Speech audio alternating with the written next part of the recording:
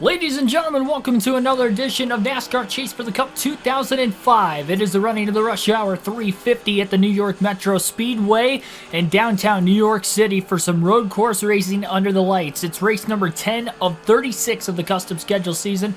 Our driver Greg Biffle trying to bounce back after two of his last three races have ended in DNFs, both on fantasy track road courses, and we have another one of those types of races again tonight. Like, share, and subscribe for more daily NASCAR content, as this is another live stream with a realistic commentary full race.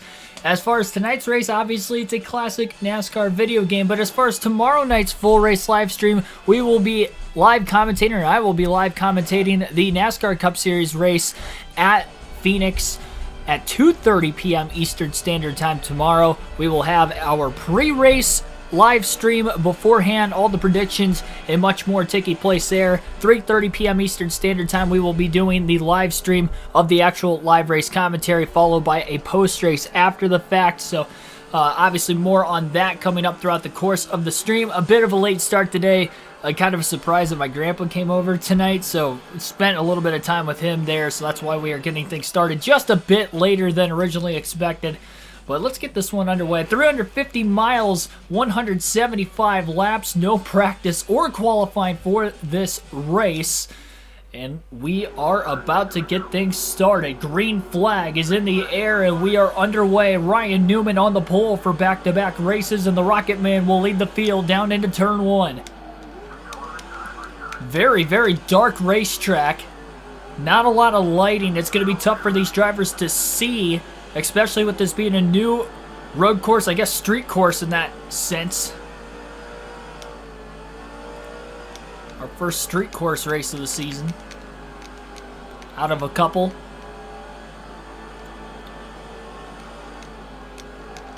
Oh man, Biffle cracking the wall a little bit. Off the exit of the S's. Really two S's on this racetrack, and this would be the second of which. Under the glowing lights. Derek Booth, Cars One Boy, R6, Ashton G. We got one car pulling way wide. It's the 111 down to the apron. And Ryan Newman will lead lap number one. Michael Turner, Jared Khalif as well. Welcome to the stream. Biffle into the wall on the inside. Ricocheting himself. They were three wide headed down into turn one. He just really stuck his nose in there. I think the lighting might actually be better for you guys than what it is for me as far as trying to see the traffic, because it is very difficult to tell where some of these drivers are, and it's a good thing that we are allies with a couple of them, that there's an indicator of any allies or rivals that would be right in front of us.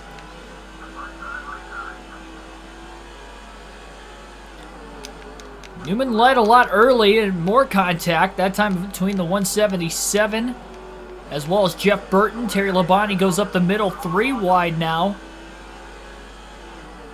as they work their way again back to the start-finish line. Big run on the outside into turn one. One car tries to go up the middle. It's Lonnie McKinney in the 177 again. It looks like he might be rivals with Greg Biffle all of a sudden. Biffle trying to make his way through here as carefully as he possibly can, but he's on the outside lane. Brushes the wall on the outside as well. Brendan Gaughan in the 77. Rookie for Penske Racing to his inside. Biffle is just not able to keep his car straight right now. No practice or qualifying, just really trying to relearn this track on the fly. I say relearn because it's probably been since I was a kid, since the last time I raced here. Just like with the Devil's Canyon Speedway last night. We had 6 cautions in that race. It was 150 laps and 50 miles shorter of an event. These are both 2-mile road courses though.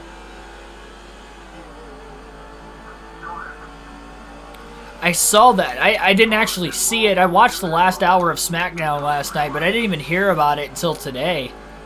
That's unfortunate. I'm surprised they didn't keep like the fans updated throughout the course of the show about it, because I had no clue that even happened until this morning when I was on break at work.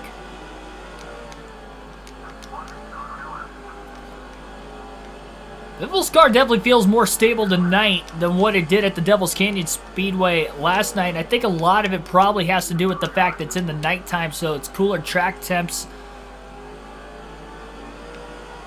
A lot more grip. Not a lot of elevation changes as well. There's a few elevation changes going across some bridges, but that's about it.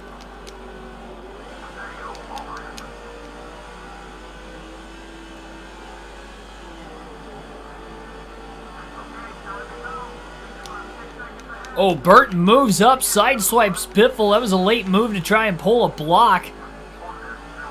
I don't know how, but Burton got ricocheted back down to the inside. 3 wide between Casey Mears, Jeff Burton, and Greg Biffle. Mears in the middle of the rush. Fenway sandwich. He nearly gets turned by the 16. Biffle scrapes the wall on the outside. Mears able to get through. I think he might have gotten in the wall further back and loses actually a couple positions. Biffle getting into his teammate Burton now as well, unfortunately. Track a lot wider than the Devil's Canyon.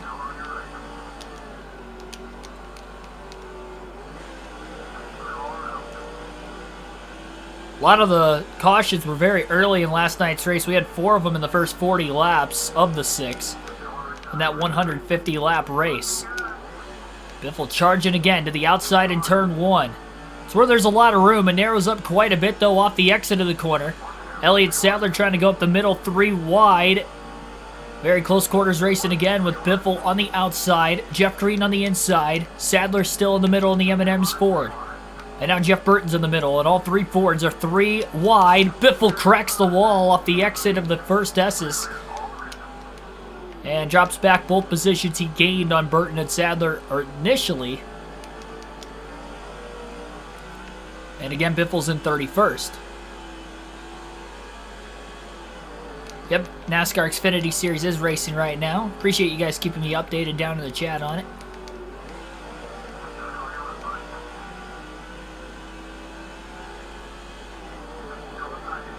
Thought it was Sonoma.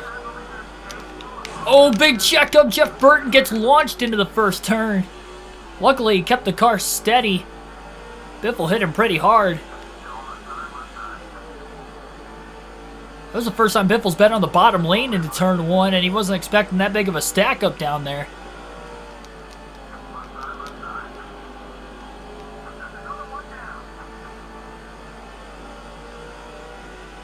This is almost like a reverse oval.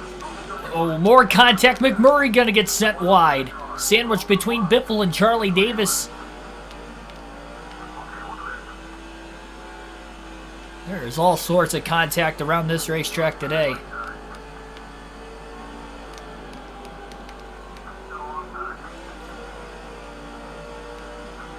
Biffle on the outside, 3 wide.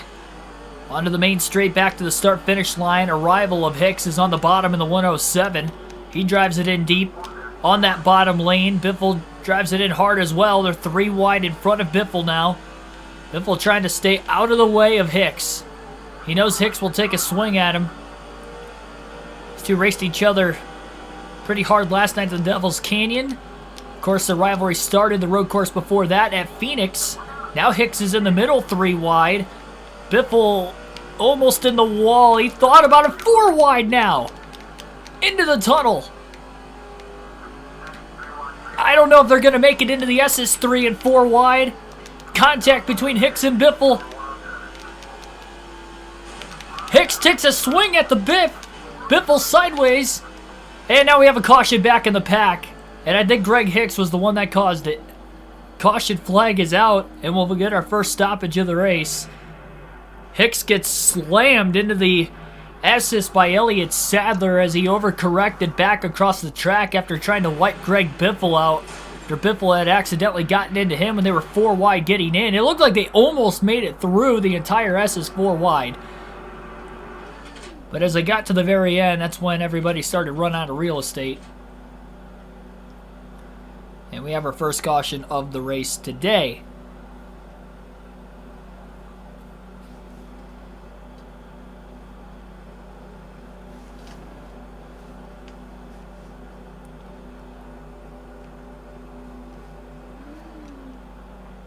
Biffle's car's a little beat up. Green flag back in the air. He's mid-pack at 23rd. Ryan Newman leads the field to the restart. He's led every lap so far today.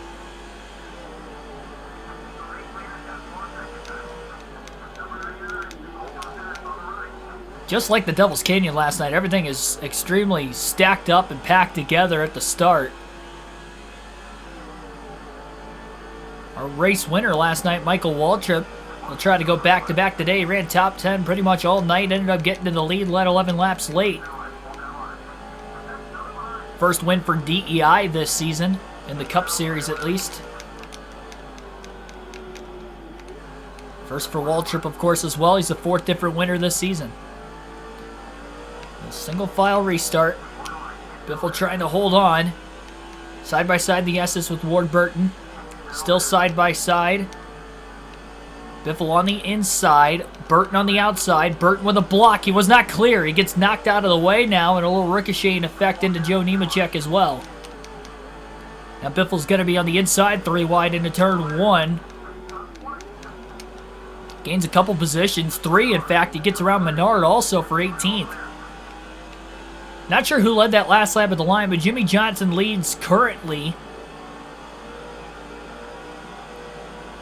So he'll be going across the bridge and on the overpass.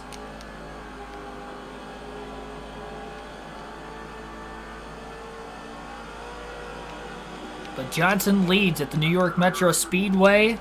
3 wide. Robbie Gordon. J.R. Jones.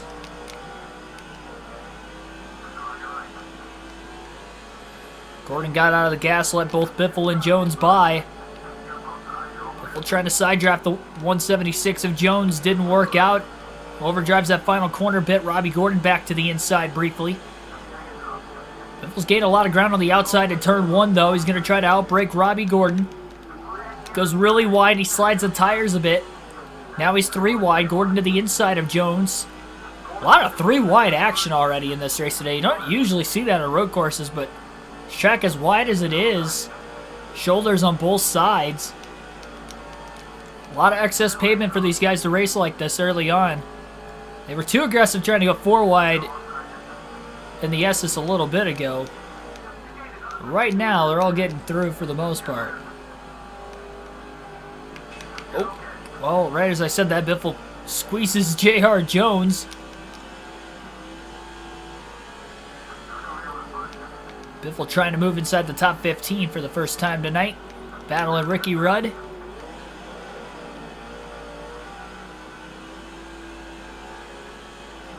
Big single file line up high. Biffle go swing to the outside as Rudd went to protect the bottom. Biffle's like, okay, I'll take the outside in turn 1. It's worked well for me so far. Works well again. Trying to side draft Rusty Wallace. Side-by-side battle for position. By the way, everybody stayed out of the pits during that first caution. Travis Glanton, welcome to the stream.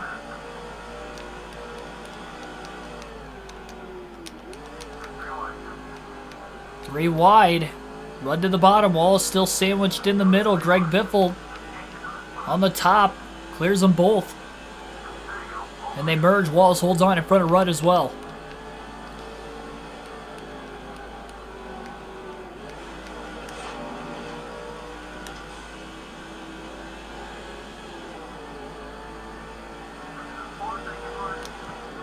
I don't know about the Big East Championship. Outside of any Michigan games this year, I have not watched any college basketball this season. I couldn't tell you how any of the teams really look. I'm actually surprised Michigan is, at least according to, who's that, Joe Lenardi, the bracketologist guy on ESPN. He's got Michigan in his last 4 in. I don't even know how. They're only 3 games above 500. They've been terrible almost all season by Michigan standards. I think we started the year #1, if I remember right. It's crazy how bad we were compared to what we were projected to be and how good of a season we had last year. It doesn't make any sense. We were #1 seed last season. I don't know how we fell off the face of the earth this year. And Juwan Howard having his issues late in the year, getting suspended for 5 games.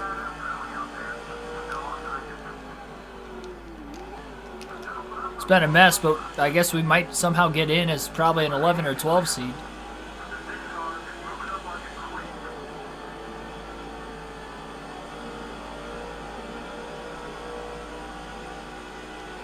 Yeah, not sure what the fuel window is going to be for tonight's race, with us being the first race at the New York Metro Speedway ever on the channel.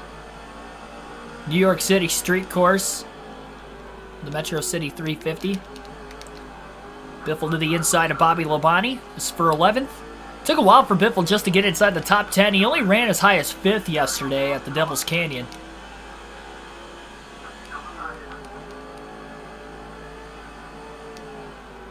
A lot less cautions in last night's race despite how it started.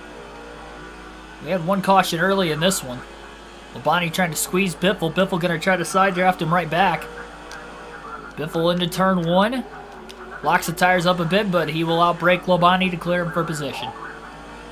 Biffle is about 4 seconds off the lead. We've only had 2 different leaders in the first 17 completed laps. We're at lap 18 right now. Jimmy Johnson is in the lead. Currently, Ryan Newman led every lap leading to the restart, but it was Johnson who took the lead on the restart away from Newman. Got the better launch. Michael Waltrip in the top 10 once again. He might be someone to look out for. Not really known as a great road course racer, but this season he's been doing pretty well in the road courses. Waltrip's 5th in points coming into this race. He's just had a stellar season in general. Obviously, it's been filled with a lot of road courses so far. This is already road course race number 5, and this is only the 10th race of the year, but we still have plenty more to go. So if Michael Waltrip can keep this up, he might actually have a shot at the championship. We still have 4 more super speedway races yet as well. Look out for Waltrip, ladies and gentlemen. What a miracle season he could have. Ooh, contact! Biffle got in the back of Kevin Harvick into turn 1. Both Waltrip and Harvick stay in front of Biffle. They remain side by side. Harvick is actually going to clear Michael Waltrip, so maybe that contact was a little bit of help for him.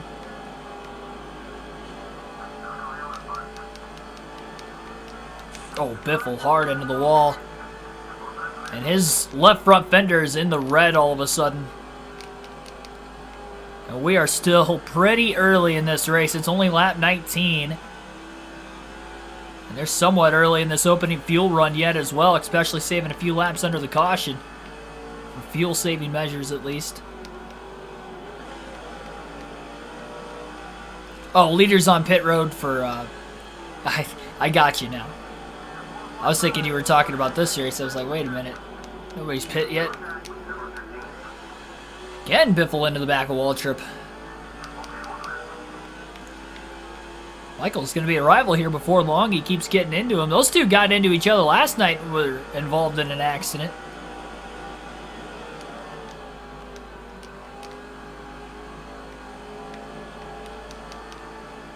Biffle's going to have to watch that left front fender. With it being in the red right now. Slides underneath Waltrip. And not clear of him yet. Now he is. Waltrip will fall outside the top 10 briefly. See if he can get back in at any point in time here. Biffle trying to look to the outside of Kevin Harvick.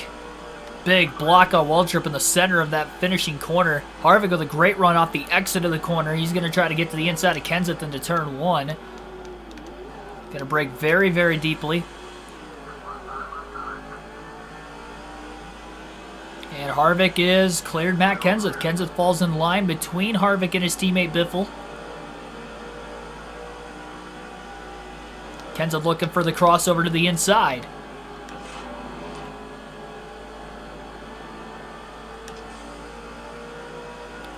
And they are side by side.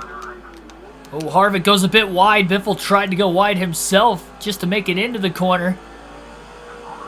And Kenseth is going to take back that spot on Harvick for 9th. They almost made contact in the S's.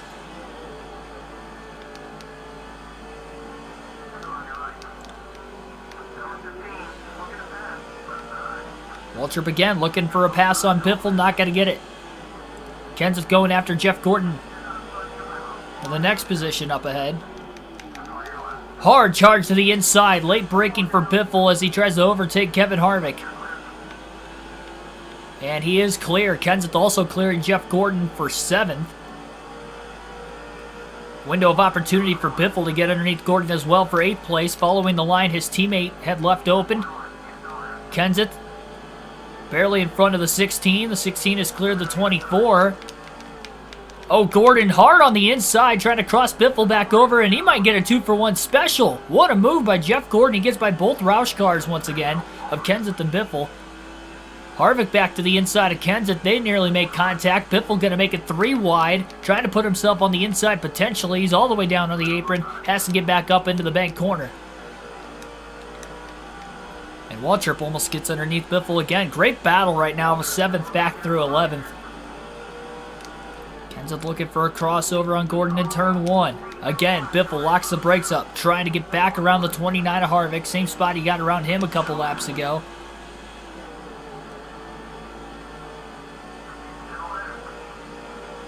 Gordon, Kenseth side drafting one another. Biffle closes. He's underneath Gordon. Gets a little loose, coming back down the transition of the bridge. He gets into Gordon, contact, and Kenseth's going to go with him. Caution's out for the 2nd time tonight. That was a pretty good lick onto the left front of Greg Biffle's Ford.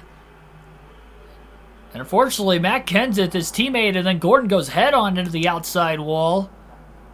Caution number 2. Mike Breeze FN, welcome to the stream. All Geier penalty running over the air hose. Oh, that's a tough break. Especially that late in the race. So, caution is out again. See if anybody will pit this time around. Nope, everybody stays out. Brandon Jones leads with 23 to go. Interesting. Green flag back in the air. Lap 27, following caution number 2 today. With locking the brakes up into turn 1 just to keep it off of Jeff Gordon. Pack is bunched back together again at the front of the field. Jimmy Johnson leads to this restart. So led the most laps in the early going. Now, when Biffle got into Kenseth and Gordon, he got into him with the left front. Again, that left front fender is pretty soft right now. It's in the red, so he's got to be careful passing cars on the right-hand side. And in the process of having to be careful, he goes 3 wide under Gordon and Kenseth. Now he's side by side with Tony Stewart. Kenseth trying to battle back. Stewart also battling on Busch. Big run for Gordon on the outside. Halfway on fuel this time by to the start-finish line. These guys have saved about 6 laps under the caution. Biffle holds clear of Gordon. Big run on Tony Stewart. Stewart sandwiched in the middle between the Roush cars of Kenseth and Biffle. The contact was on the right side of Biffle's car, so it's okay to have the contact there as long as he doesn't get knocked into the wall on the left side. That's the dangerous part about the outside of the racetrack. He's made a lot of contact early on. He's had bad luck on these road courses as of late. He has the points lead still, as led in points through the first 9 completed races so far this season. Biffle way wide. Gordon and Harvick both got to get around him, knocking Biffle back to 10th. It's been kind of stuck and neutralized between the 8th and 11th place positions for a while now, allowing drivers like Jimmy Johnson and a couple of the leaders right behind him to pull away. Johnson didn't lose the lead on the restart like Newman did on the restart prior. Into turn 1. Pretty narrow. Biffle underneath Harvick. This is an even faster road course than the Devil's Canyon. Consistently seen speeds of 130 plus miles an hour almost all the way around this track.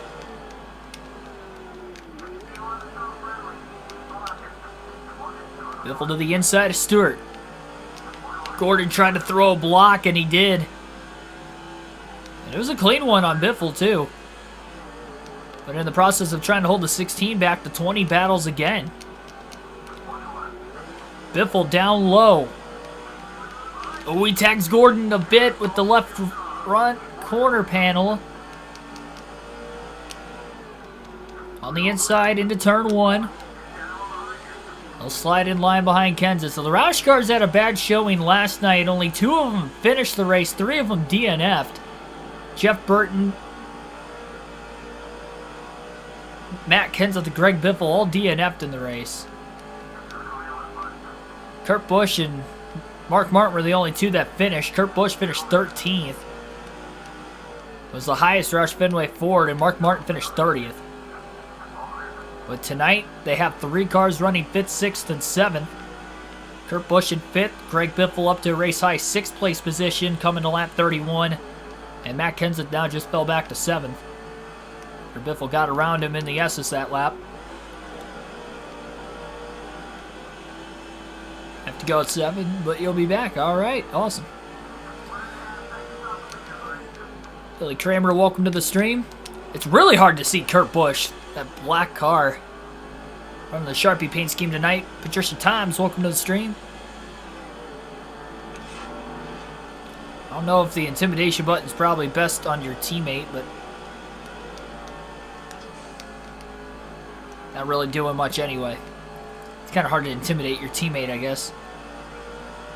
Especially still this early in the race. Biffle on the outside of Kurt Busch. Ooh, contact. Into the S's. Biffle up to 5th. A pass on the outside. Feels as if most of his passes have been on the outside today. That was another one.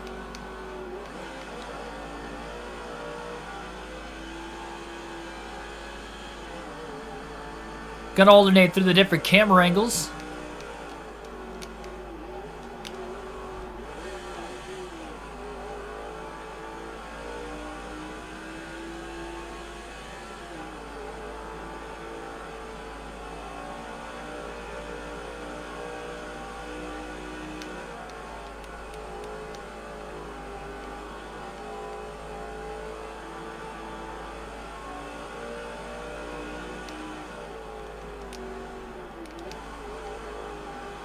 Johnson may be the leader right now, but Ryan Newman is right behind him. So is Dale Jr., Casey Kane, and now Biffle trying to close in to make it a 5-car battle for the lead. They're all mostly tame so far, at least. Biffle with a great dive on Casey Kane in the 9. Oh, makes a bit of contact, though, on the left side. Again, Biffle gonna have to be careful of that. You can see the damage on that left front fender. Clears Kane into turn 1 despite undercutting the corner a bit. And it looks like Ryan Newman's going to get alongside Jimmy Johnson. Johnson going to be able to hold clear on the top. Newman could get underneath him. That would be the best opportunity for Newman to get back out in front. And now he gets tight in the next corner. Next hard braking zone. Newman looks low. Johnson with the clean air advantage stays in front. It's been a couple races since Greg Biffle has even led a lap. And this is as high in the running order as he's been in 2 races as well, up to 4th.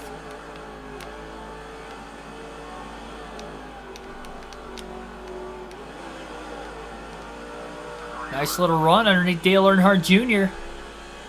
They'll side draft each other for 3rd.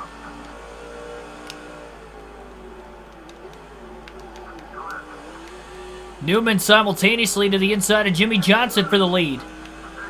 I think Biffle has cleared Dale Jr. It's tough to tell for sure. Yes, he is clear. Nice clean pass for 3rd. Johnson got a good run on the outside of turn 1. Newman was later into the braking zone that allowed Jimmy Johnson to win the race back to the throttle as they were still side by side. So he's able to hold on to the lead. Biffle charges hard on Newman for 2nd. Newman simultaneously gets alongside Johnson. They are 3 wide for the lead in the S's. They were, at least. Biffle had to lift just to keep it off the wall. Looks as if he's going to hold on to 3rd in front of Dale Jr., and they all merge off the exit of the S's and into the final corner once again. Ryan Newman remains in 2nd place. Again, Newman with a good launch back onto the main straightaway to the start-finish line. Looking for a pass desperately on Jimmy Johnson. He goes a bit wide. Biffle did intentionally as well. Dale Jr. is alongside Greg Biffle right now. They are side by side for third, so Biffle's trying to stay wide. Big opportunity for Jr. to get the spot back.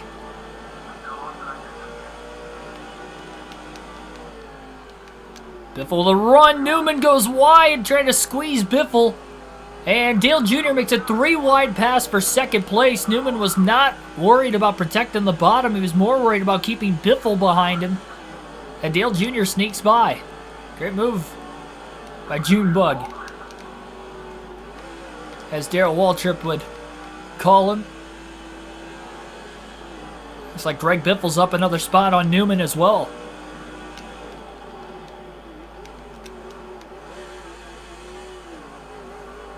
So Biffle back to P3. And now he's got to get around the Great 8 instead of the Rocket Man. QB Johnson just kind of watching that battle unfold behind him.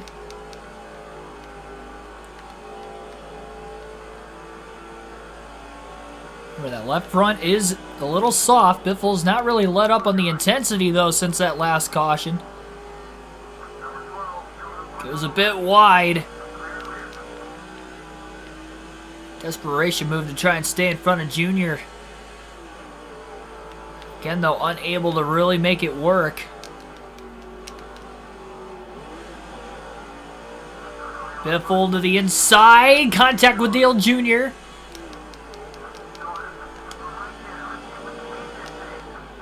Slows both drivers up a bit.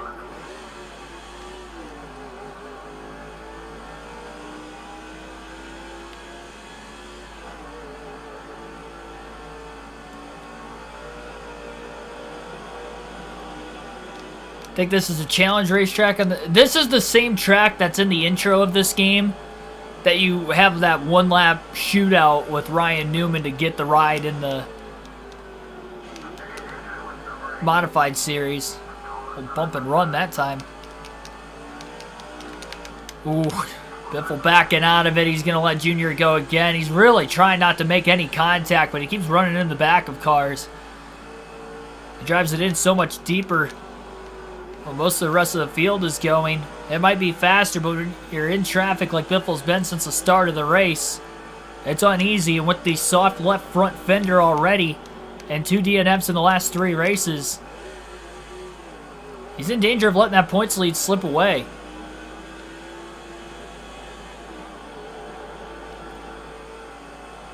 Remember that it is Dale Jr. who's second in points and only about 62 points behind Greg Biffle coming into tonight's race. So it's definitely a close battle. Jeff Gordon comes in third. More contact with Dale Jr. I don't think they can't make contact at this point.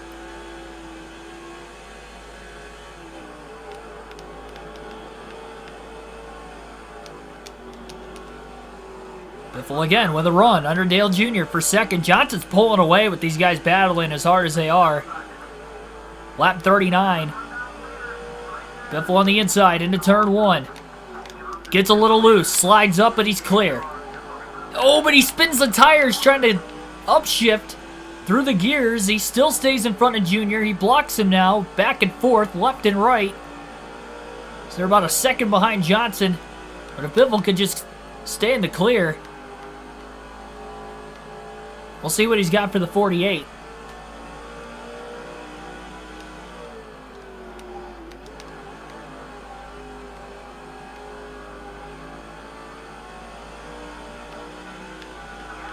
Quarter tank of gas left as well, so that left front fender will definitely see some repair work when Biffle hits pit road this, well, not this time, but within the next little bit.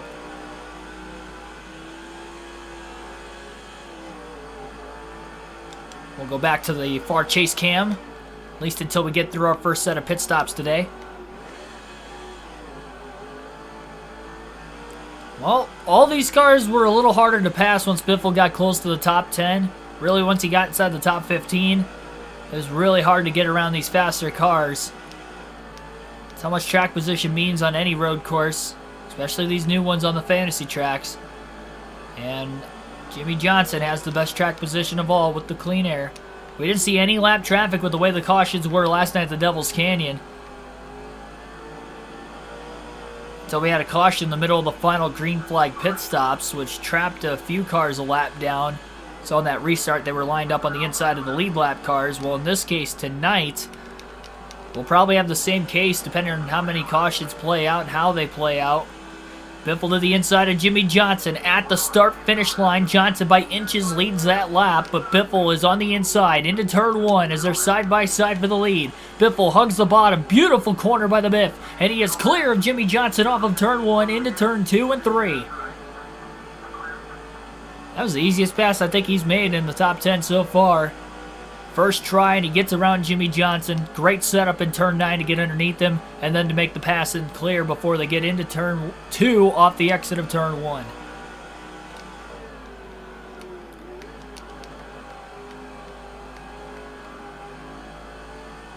Oh, Gregson won. Nice.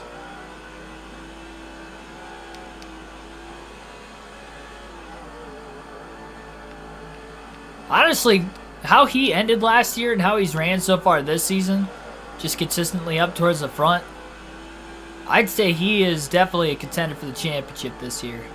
A top contender. That was Biffle's first lap led today at lap 42. That's how long it took him to go from the rear of the field to the front. We had 2 cautions. Still nobody has made any pit stops.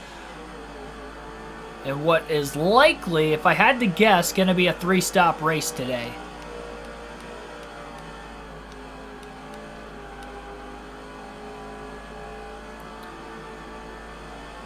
Although if they can go about 57 laps, they could make it in 2 stops. But you also got to, again, consider the fact that we have had 2 cautions already. So they've really only ran about 36 laps on fuel, and they're already less than a quarter tank of gas left in this run. These are the first laps Greg Biffle has led since he won on the Phoenix Oval in the second race of our Phoenix doubleheader. DNF'd on the road course. He had a 63-point lead going into that race, then left with a 123-point lead, but then after another DNF last night at the Devil's Canyon, it's back down to a 62-point lead again. So that Phoenix won pretty much, all the points he gained in that race went away immediately in the next one. Right back to where we were a couple races ago as far as the points are concerned.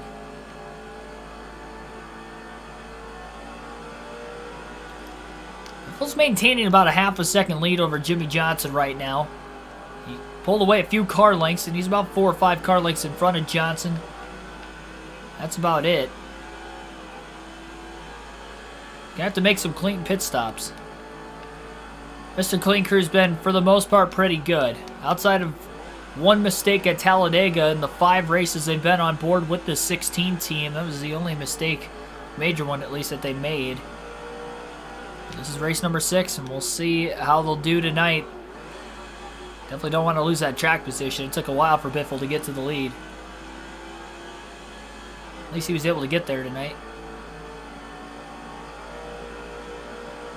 So this is a street course race. We have another street course race at Dockside, and then at Speedway Boulevard are the 3 street course races this season.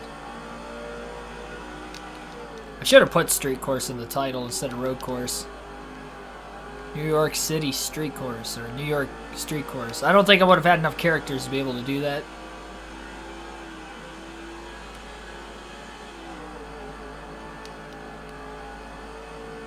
I'll try to edit that when I make the first stop of the night.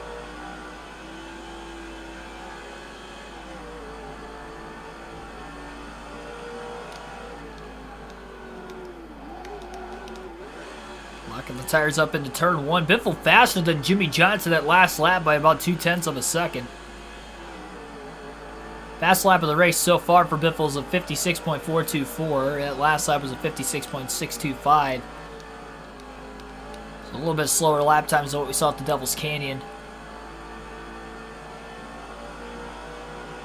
By about a couple seconds a lap. Ran about 53 to 54 second lap times pretty consistently. Last night, tonight, looks like in the mid 56s. 1/8 of a tank of fuel left for Greg Biffle now.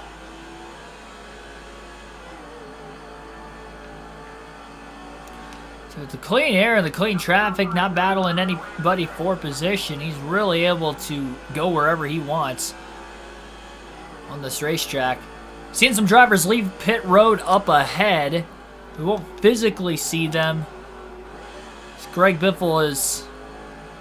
I don't believe he's going to get to the back of the pack by the time they get up to speed. Although he might. I don't know. He's got a big run.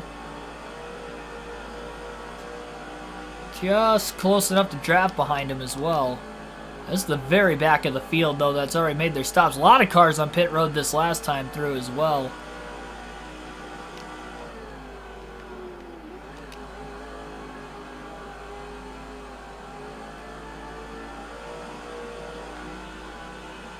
Scott Wimmer, I believe one of the generated rookie drivers in the 171 car, are the last two drivers on the lead lap currently.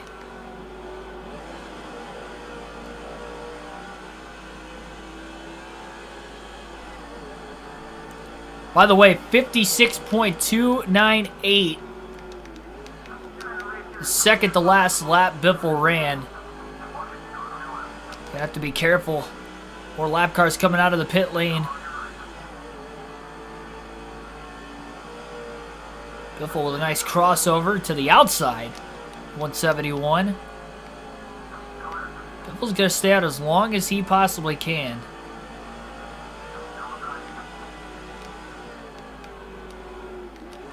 Try to get as best of a gauge as possible as far as the fuel window goes, in case it comes down to a strategy race late.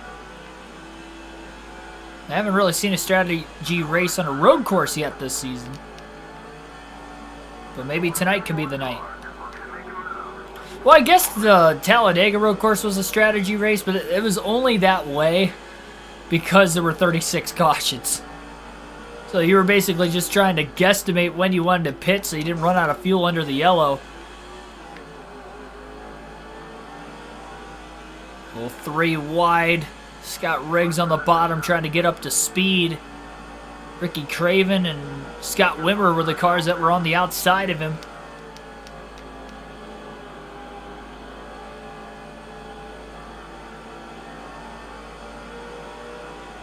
"59 laps, 2 stops." Yeah, I don't think Biffle can make it that far. Yeah, he's definitely not going to make it that far. He'll pit within the next couple laps. 3 wide in the S's. Oh, he's going to go a bit wide. Barely kept it off the wall, but he was on the brakes just trying to slow that car up that time. Punches back in the gas a lot earlier, though, in that finishing corner. The lack of speed he had going in. Should be able to make it to lap 50. I think that's going to be the scheduled stop for Biffle. He'll stay out this time by, and he'll pit the following time by at lap 50.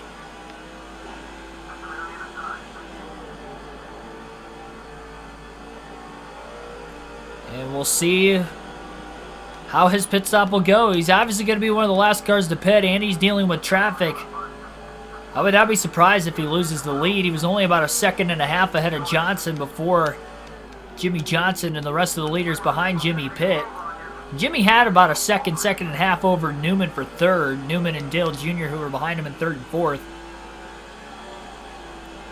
Really light behind Ricky Craven, trying to make a move.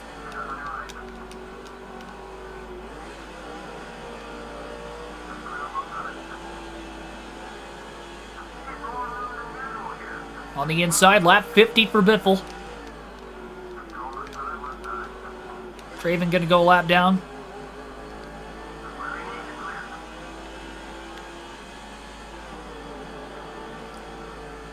See Greg Hicks up there in the 107. Biffle's definitely not going to get close to him. Remember, that left front is soft for Biffle right now. He's 3 wide into turn 5. He'll remain on the inside into the next heavy braking zone.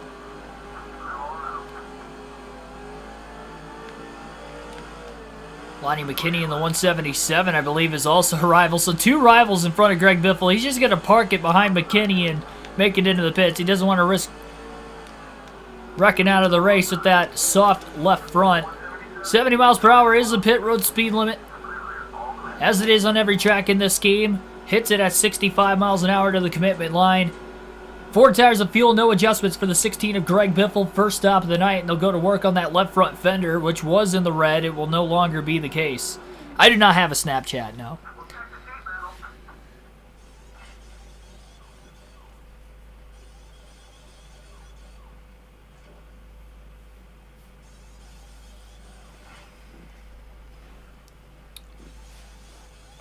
Don't forget to like and subscribe for more daily NASCAR content. You won't want to miss tomorrow's live commentary of the actual NASCAR Cup Series race at Phoenix for the Ruoff Mortgage 500. That's at 3:30 p.m. Eastern Standard Time tomorrow. And there goes Jimmy Johnson.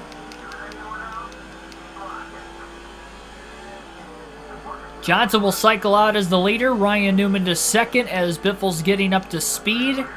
Newman trying to clear Biffle, but he's not quite clear. Now he's clear. Oh, Biffle gets into the back of him. Just repaired that damage. The last thing you want to do is put it back in the red for the entirety of this next run. Contact with Dale Jr. now as he squeezes him, trying to hold on for position. Contact, contact, and more contact.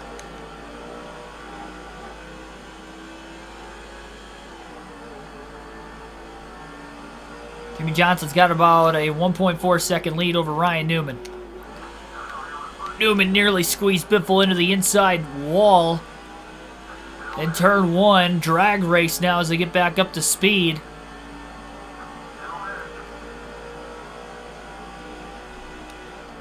It was a clean 4-tire stop. They definitely lost a little bit of time, but I think a lot of that was just because Johnson had pit about 3 laps before Biffle. That was the difference maker, and Jimmy Johnson getting to the lead and Biffle maintaining the lead. And in the race for laps led, obviously that's going to hurt Greg Biffle. Johnson's already led a lot today, and now he's leading more. It's only 175 laps. It's long for a road course, but as far as laps go and trying to lead the most, the fact that Biffle's only led about 5 laps today compared to Johnson leading well over 30 right now, he's got a lot of catching up to do, and Johnson's still leading and adding more laps led onto that total he's already put together in the first third of this race. Really, we'll be past halfway before we get to our second set of stops, unless we get a caution prior to that. The drivers decide to pit then. Nobody pitted during the first 2 yellows. So if you exclude the caution laps, Biffle was able to go about 44 laps on fuel.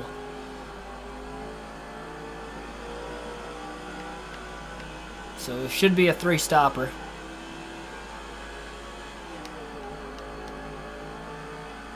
More, obviously, potentially on how the cautions fall.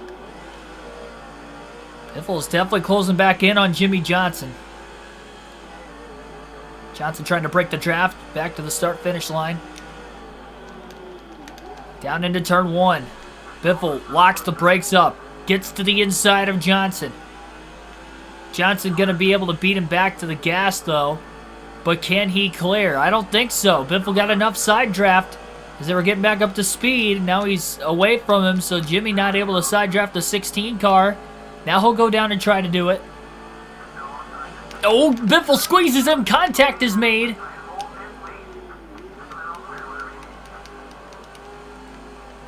And Biffle's out in front.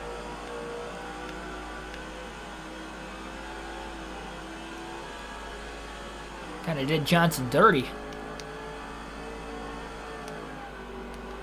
But the National Guard Ford is back in the lead.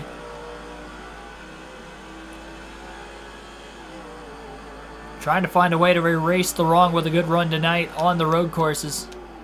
He's got 2 road course wins this year, but then he's got a 37th and 38th place finish with 2 DNFs on road courses also. So it is really hit or miss. A lot of inconsistencies that are really going to need to be cleaned up, knowing how many more road course races we still have left. We got tracks like Speedway Boulevard, Dockside, Texas Road Course, Watkins Glen, Sonoma, or Infineon, I guess in this case, on this game. Old Spice Speedway. other fantasy tracks that are not on road courses, like Levi Strauss Signature Speedway.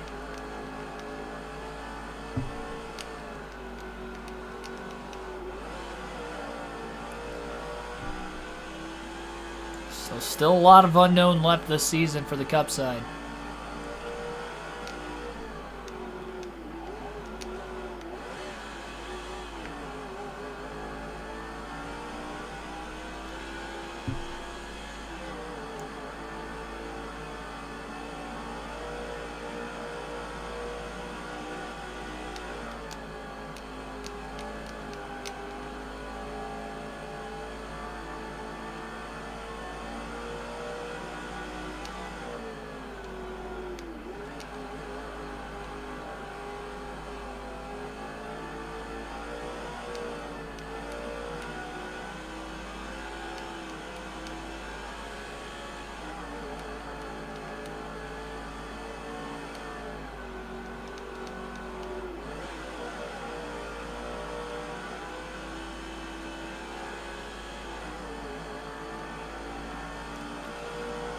Still sitting at about a half a second lead. Biffle's fastest lap of the race has been since he came out of the pits, 56.263. 56.628 that last time. It's kind of like before. He gets out to about a half a second lead on Johnson. Takes him a little bit. It's almost like Johnson's getting just enough of a draft on these longer straightaways to stay within that half a second range on Greg Biffle. But not close enough to be able to attack on a heavy braking corner with the run he can get in the draft because he's still a few car lengths behind. Not comfortable, but a little bit of breathing room for Biffle. He really seems to gap him in the S's as they go underneath the lighted area of the racetrack.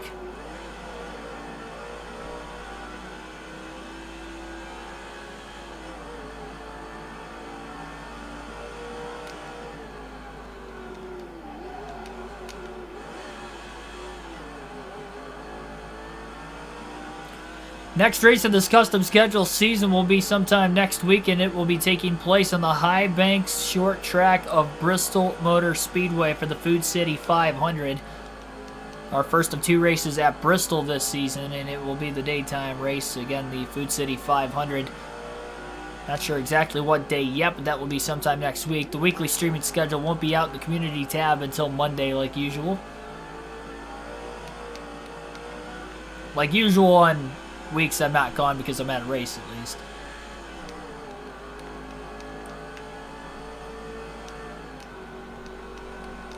By the way, Biffle's fastest lap was the last lap he just ran. It was a 56.223. This time back to the line is going to be a 56.547. So very consistent with his laps.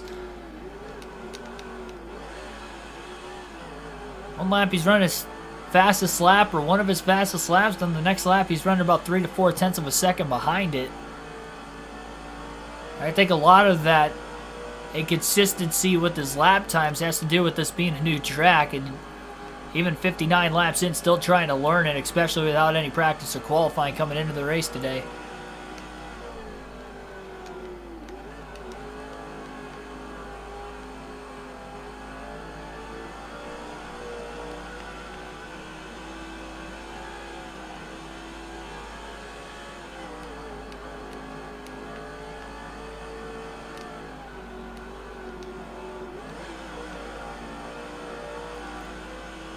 We will alternate through the different camera angles for the second time in the race today over the next dozen laps.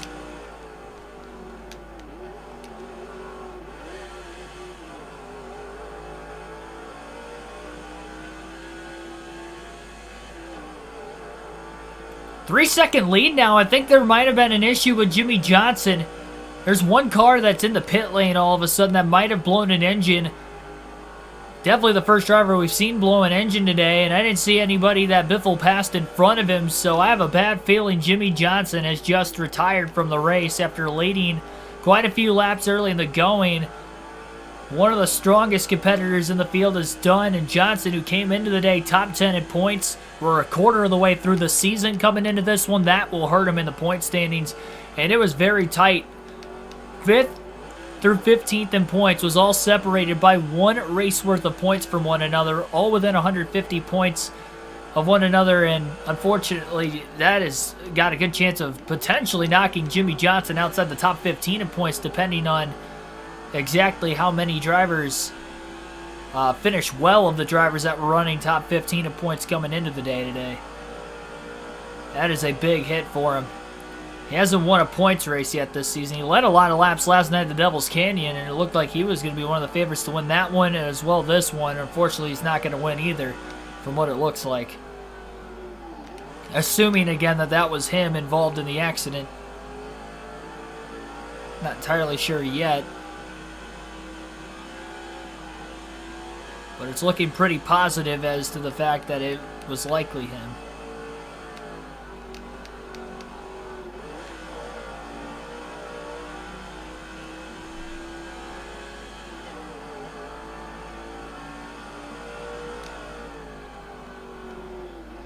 Well, definitely a lot of breathing room now for Biffle.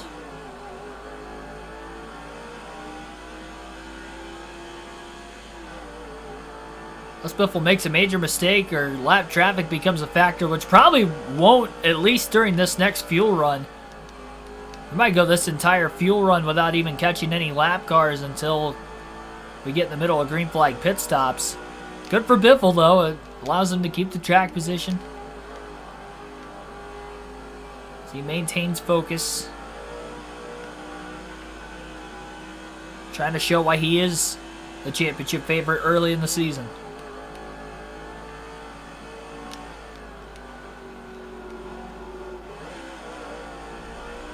Back in the 56.3s that last lap.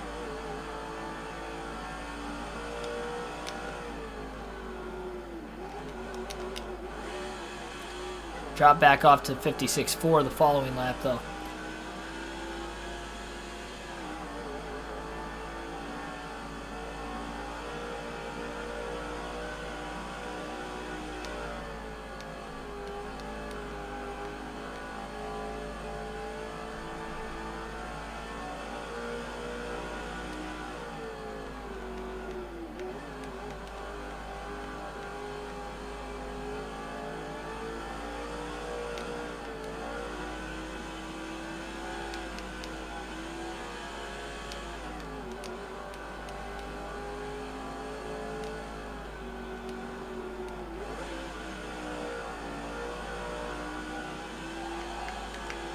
Bit of a loose moment.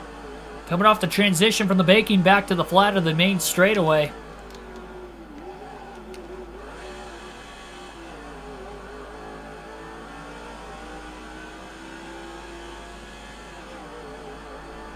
Haven't really seen that much out of Biffle today.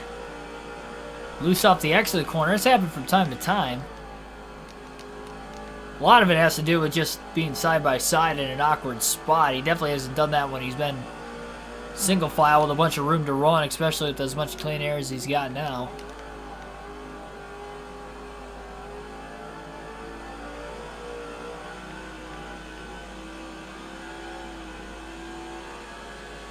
As much as we have seen wild restarts today, Biffle definitely doesn't want to give up the lead at all costs.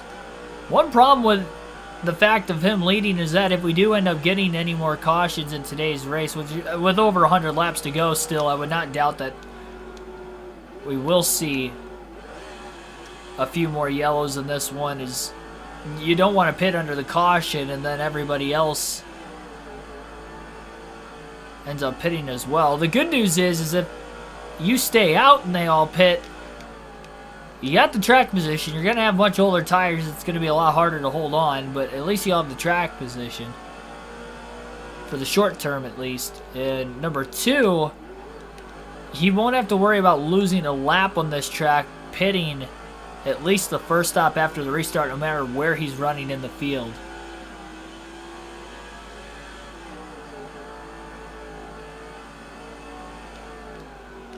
So if he gets another yellow, maybe he can go off strategy and find a way to get back up to the front, especially this early in the race still.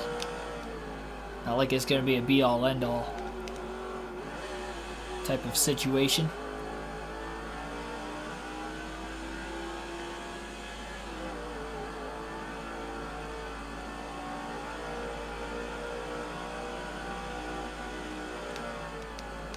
Doesn't have to worry about damaging that left front fender as well with the clean air around him. Still gonna make sure they make more repairs to that in the next pit stop, regardless of if he adds more damage to it or not during this run. He feels very comfortable with the handling of his car tonight. Feels like it's glued to the track a lot better than what it was at Devil's Canyon last night.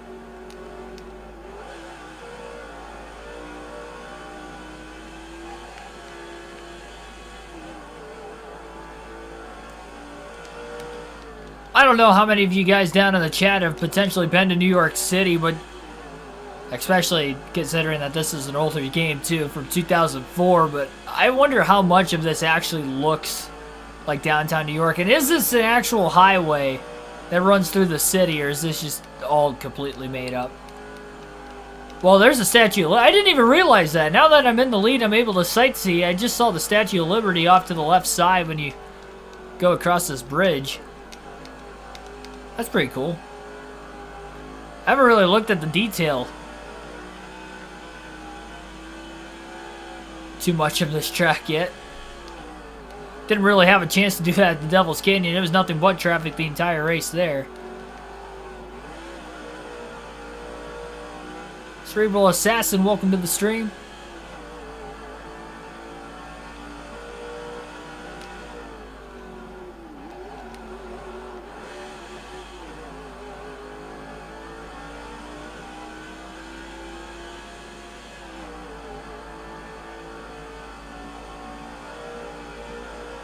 Yeah, you'll see the Statue of Liberty on the left-hand side over here.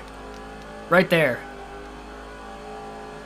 It's kind of out in the open. It's right when we get past the billboards. I'm almost in plain sight, really.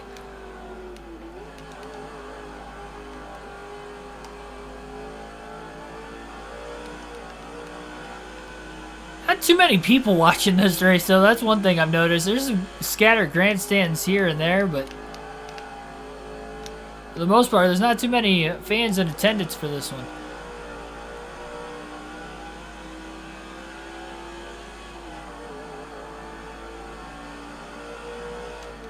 By street course purposes, at least.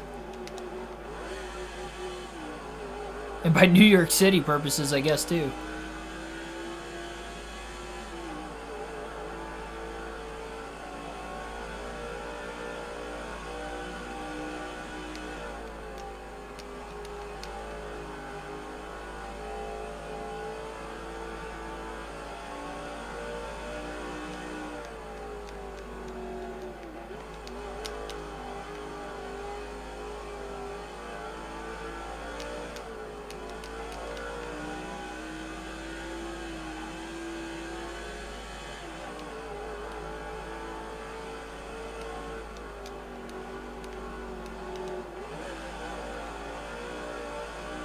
They're watching from up above. Oh, on the skyscrapers? That'd be a great view. Imagine working like night shift and you just see a NASCAR race going on down there. That'd be pretty cool.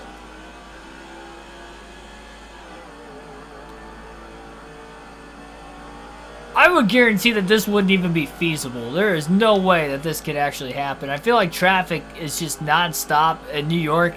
Even at nighttime, they wouldn't have time to close down particular parts of traffic to be able to run a race. And they would have to close it off for the entire weekend, really, if you think about it, because you would have practice to qualify, and you can't just tear it down and put it back up in a few hours.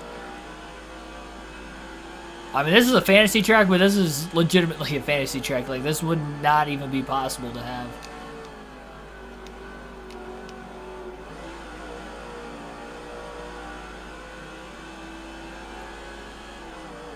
Yeah, the one time I'd want to be working during a NASCAR race.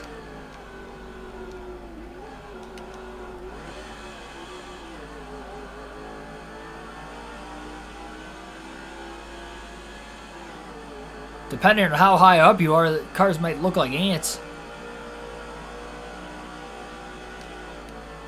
I feel like trying to watch a NASCAR race from a plane.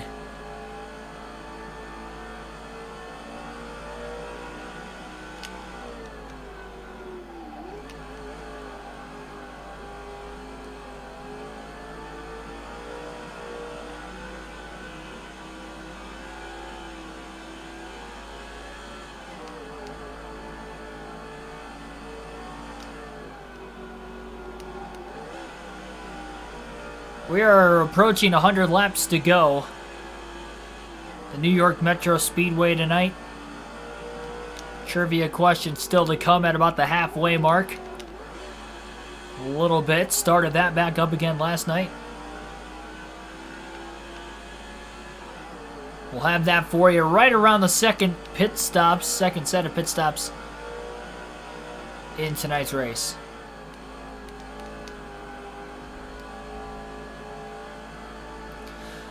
Biffle's lead has dropped off a little bit since pulling out to about a 3.6 to a 3.7 second lead. It's down to 3 and pretty much 3 seconds even now.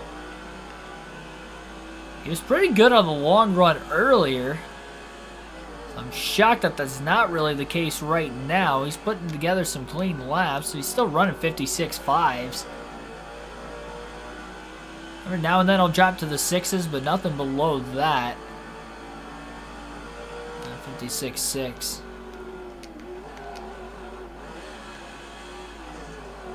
Well, that's going to scrub off a little bit of time undercutting turn 1.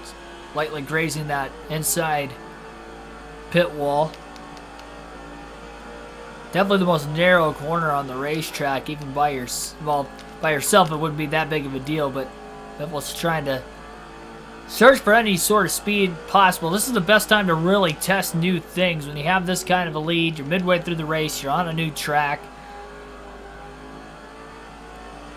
You're maybe a little bit more comfortable than what you were at the start of the race, especially with no practice or qualifying. Now's the time to maybe try some new things. See how it all works itself out.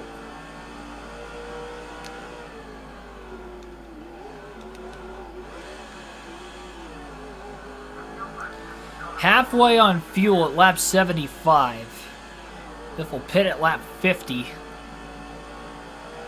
So I guess he might be able to go about 50 laps on fuel, which I'm actually kind of surprised considering the fact that we had 2 cautions earlier. So he seems to be getting better fuel mileage now than what he did at the start of the race. I don't know if the clean air has anything to do with that. You would think not so much, because at least you could draft down the straightaways in dirty air, which drafting would save you a little bit of fuel as well. Still going to make it a 3-stop race total. 2 more to the end from now. Biffle still got a ways until lap traffic as well. If we stay green long enough to get through the next set of pit stops and a little bit into the next fuel run, I believe we'll see lap traffic naturally for the first time, not just the lap cars in the middle of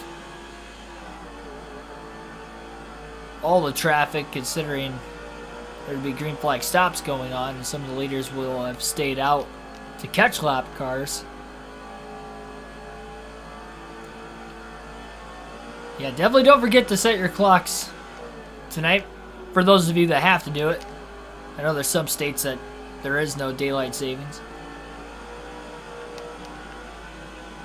Nice thing about technology is that my laptop and my phone's going to do that by itself, so I won't have to worry about it there. I don't have to work tomorrow, so it's not like I have to set an alarm on an alarm clock. Usually I just use my phone for my alarm anyway.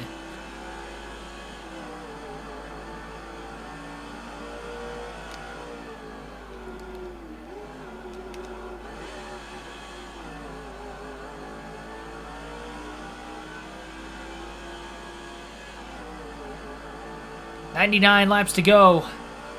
On 98.5 now.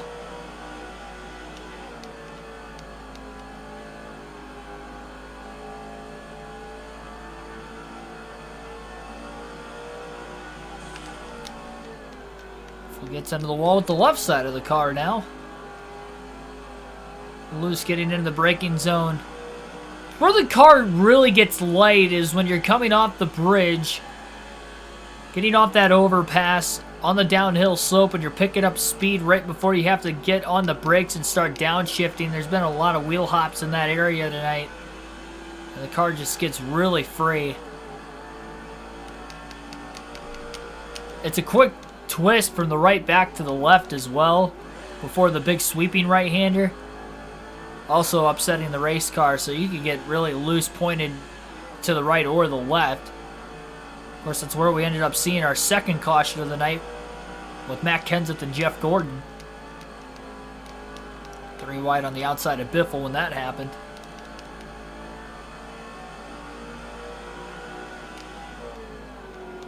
Definitely the longest green flag run of the race so far. We went green at lap 27.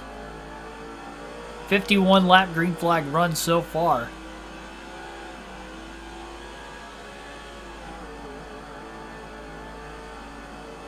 I'm right with you on that one, Billy. I'm excited for the extra hour of sunlight for that reason.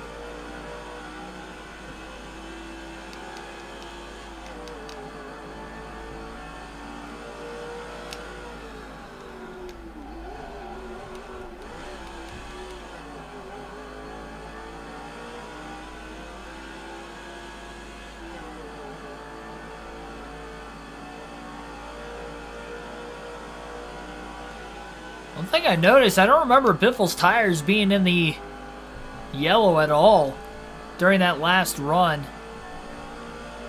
And he locked the tires up quite a bit into turn 1 when he was making passes through the field. I thought he was going to use more of his tires than what he actually did.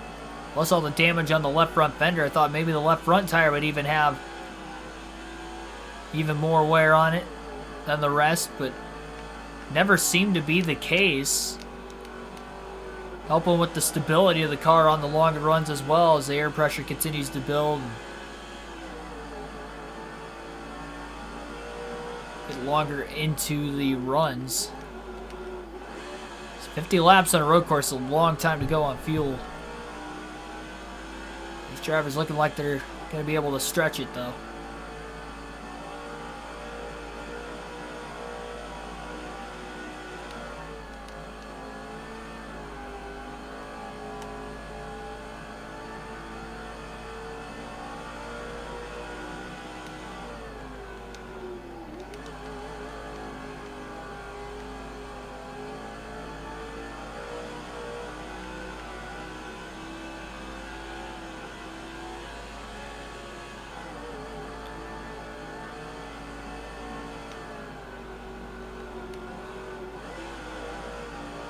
Not that far from halfway. 95 to go at the start-finish line.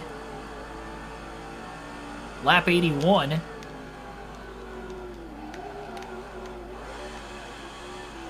So you lock the tires up again into turn 1, even in the clean air.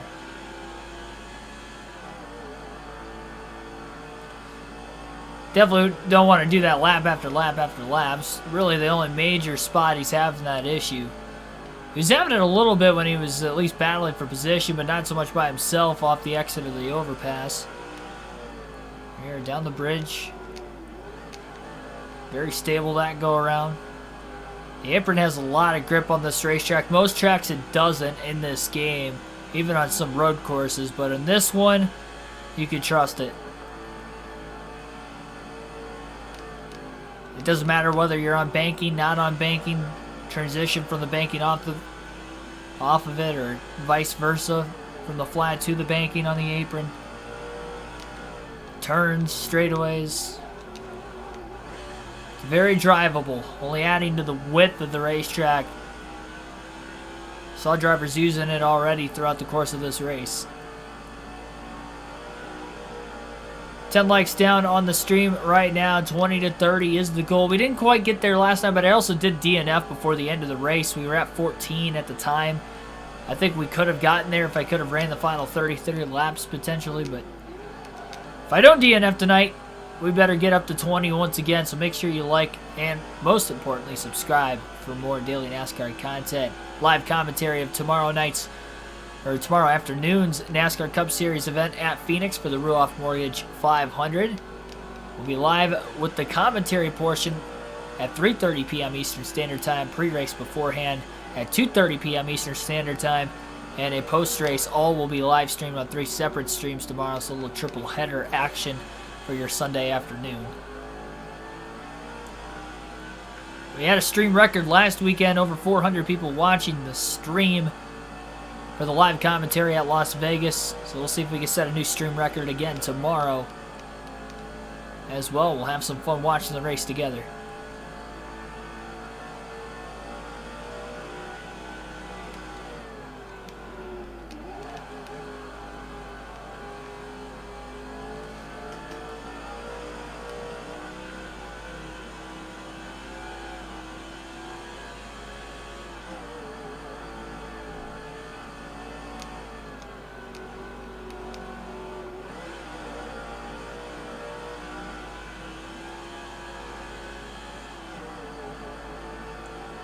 Once we get to lap 88, we'll be halfway, so we're only 4 laps shy of the halfway mark.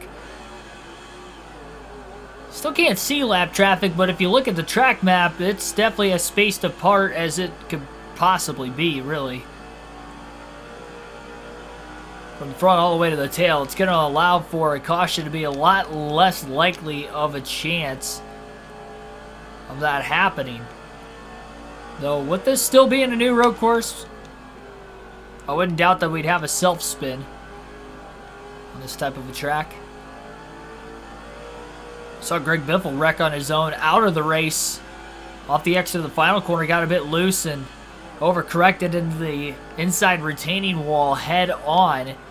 And it wasn't just the inside retaining wall, it was the front of the pit road entrance right into the tire barriers at 135 miles an hour. Car burst into flames, his day came to an end. Definitely an ugly crash, to say the least. And he's battling hard for position. He was battling for, I believe, he was in 8th at the time. He was battling for 7th. And it wasn't that long after a restart. Had less than 35 laps to go. And it's unfortunate. It took himself out of a good finish. And again, the points lead got knocked down. Pretty much cut in half from one race to the next. Top 3 all within 1 race worth of points of each other coming into this race today. I know we're only 9 races into the season, but as dominant as Biffle has been, if it wasn't for those 2 DNFs, he would have a pretty big points lead. In the season-long points format, when you have bad races like that, 2 of the last 3 for Biffle, it's making it a lot tighter than what it may seem to be otherwise.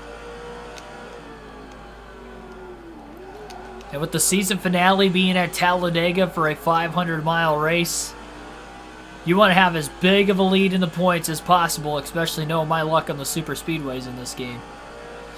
Furfur Express, welcome to the stream. Looks nice. It is a nice racetrack. It's a beautiful track. Fantasy track, but still, it's beautiful. Already mentioned we got the Statue of Liberty off in the distance over there. Obviously, going through downtown New York City.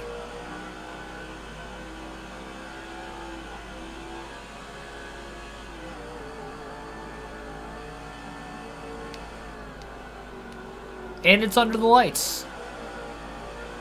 Probably see more during the daytime, but get the beautiful city lights.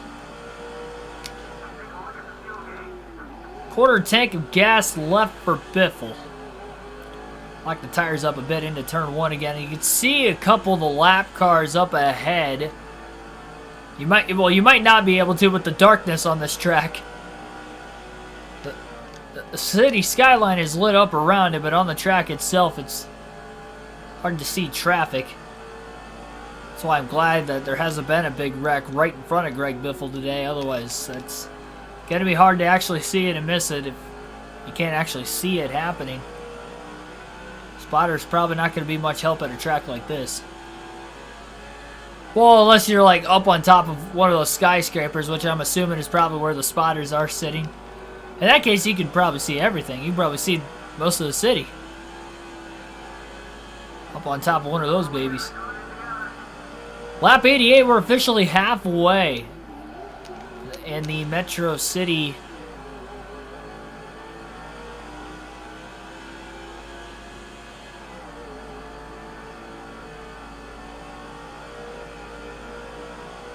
I think it's the Metro City. It's New York Metro Speedway.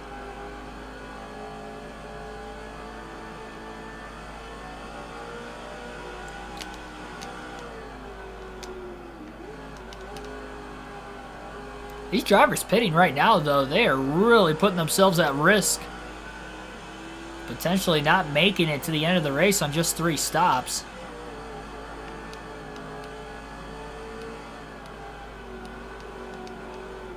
We know Biffle could go a bit longer, though.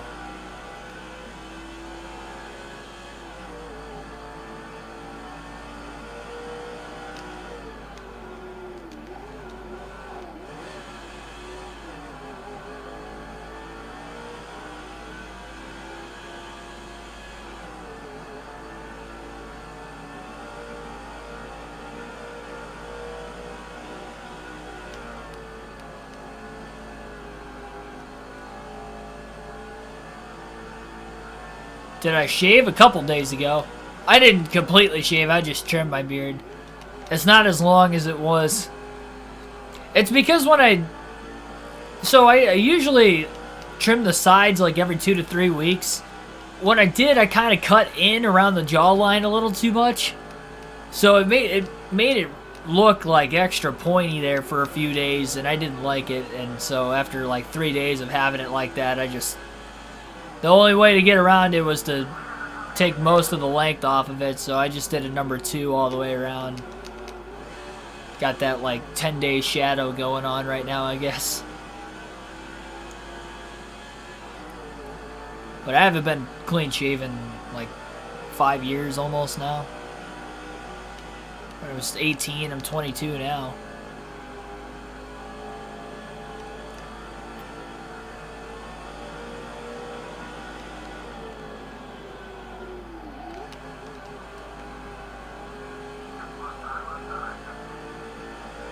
So if my face looks a little bit smaller, that would be why. So I like the longer beard. It makes my jawline look chiseled. I have a small head.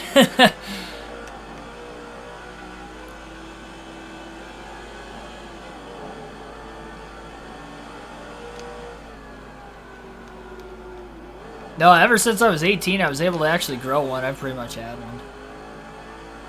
I'm fortunate I've been able to actually have a really good one at a younger age.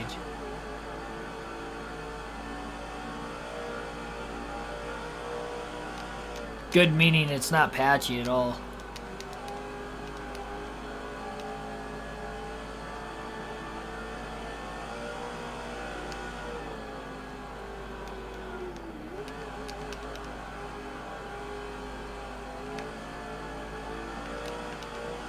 Biffle's struggling to get around the 147 car. Oh, wow, big side drive. I thought the 147 was going to run out into the side of Biffle. He did not. Biffle will clear him into the final corner. And the 147 went all the way down to the apron to get back to the inside of Greg Biffle. He's really battling hard to try and stay on the lead lap in case we get a caution during the middle of green flag stops. Biffle skids the tires a little bit in that outside lane in turn 1. That'll get the acceleration off, and he'll clear the 147, and hopefully he can start to pull away from him a bit. Cost him a little bit of time.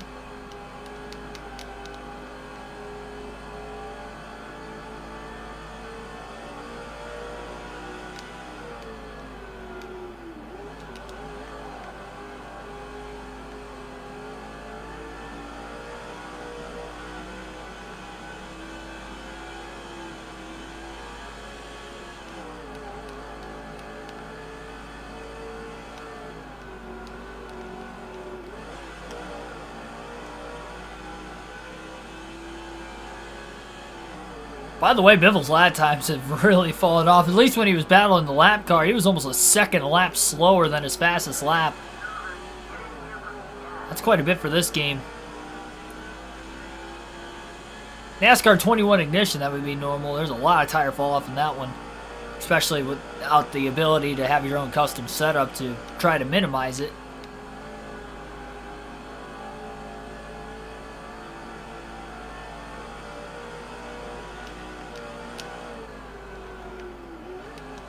I don't stream that long every day. It's usually 2 to 2.5 hours most days. NASCAR race days, it's probably closer to like 4, considering all with the pre-race and the post-race. The race itself, it's 4 to 4.5. But outside of that, very rarely I go over 3 hours and even hit that 3-hour mark. And usually it's like the Coke 600 or just a race with a ton of cautions. Something of that nature. I enjoy it though. I don't really have anything else to do. You know, outside of when I'm traveling, obviously, but I don't stream those days. Very rarely I'll stream, you know, when I'm at a hotel, but that's when I know I'm going to get there early enough and not be rushed for time or anything like that. But you may see a couple times throughout the course of the season.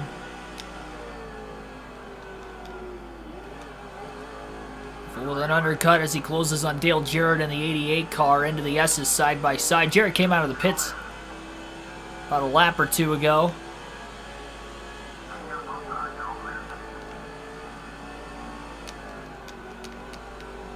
Biffle just going to stay right in line behind him for now. Got a bit of a run off that finishing corner. Came pretty close to that inside wall. Jarrett was blocking him down to the inside quite a bit. And from the sounds of it, there was one driver that blew an engine earlier in the race, at least one, and it sounds like we have that driver, if not maybe it was somebody else that already blew an engine, that is making his way out of the garage and onto the racetrack, trying to get as many points as possible.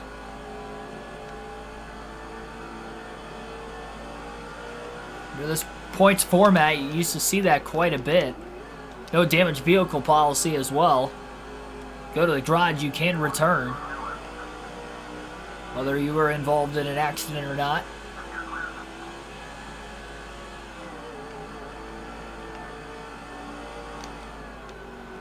Biffle's undercutting, overcutting, just trying to find a way to get around Jarrett. Not able to do it. Even though he's got a much faster car than the 88, with Jarrett having those fresh tires, Biffle's really not able to make the move. Locks the tires up into turn 1 towards the end of the fuel and tire stint. Probably going to end up pitting right around lap 99, 98, just to be safe so he doesn't run out of gas. He's already gone further in this run without any caution laps compared to the first run. If you exclude the caution laps, he only went about 44 green flag laps the first run. He's already at 46 green flag laps this run, so one way or another, he's made up a little bit of time as far as the fuel mileage, but not enough to be able to make this race on 2 stops. Still going to have one more after this.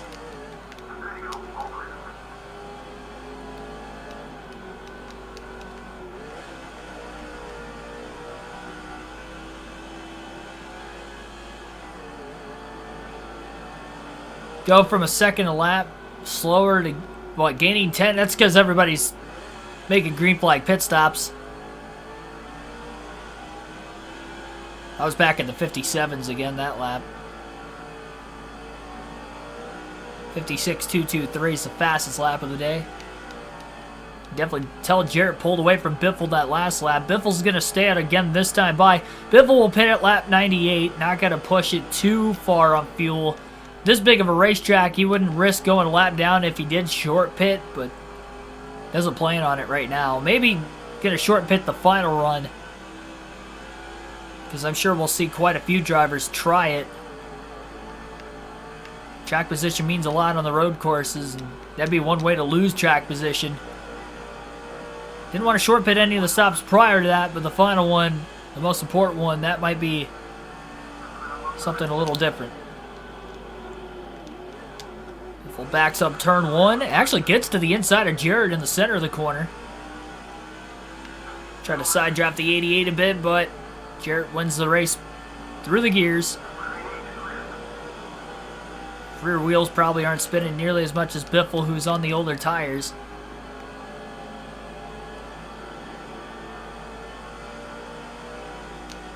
So Biffle will pit this time by. Again, he'll get to the inside of Dale Jarrett. Might be able to clear him in the S's. Nope, still side by side. A little bit of contact. Knocking Biffle a little bit sideways, and yeah, Jarrett's going to hold on with the contact made. Biffle will pit this time. 70 miles an hour is the pit road speed limit once again, and into the pits at 69 miles an hour. 4 tires and fuel, a little bit of damage on the left front that will be repaired once again, but it is not in the red this time around.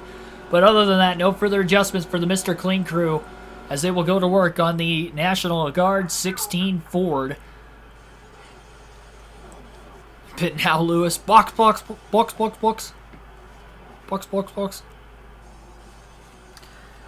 Biffle is in. Looks like a clean stop for the Mr. Clean crew. 2 for 2 in the dark. They really need more lights on pit road. These teams can't see. Our crew doesn't even have any spotlights on their helmets because they're not wearing any helmets either. So they are going at it blindly, but if you were to trust a pit crew to do that, it would be the Mr. Clean crew.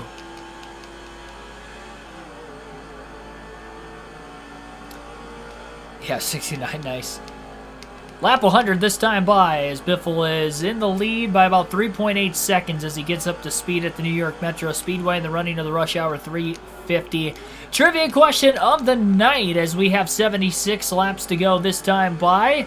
Just past the halfway mark in this one and just concluding our second of 3 pit stops in this race. The Rush Hour 350 trivia question is sponsored by our race sponsor once again, Rush Hour. Rush Hour is what makes you late for the great date, for your work, for anything really, family functions. It's terrible. Vacation arrival time, it's terrible. Rush Hour, the official sponsor of the Rush Hour 350. Our trivia question of the night is New York based. Of course, we're racing on the New York Metro Speedway. Who is the last NASCAR driver in the Cup Series to win a championship who was born from the state of New York? So that is our trivia question of the night. Who is the last driver in the Cup Series to win a championship that was born in the state of New York?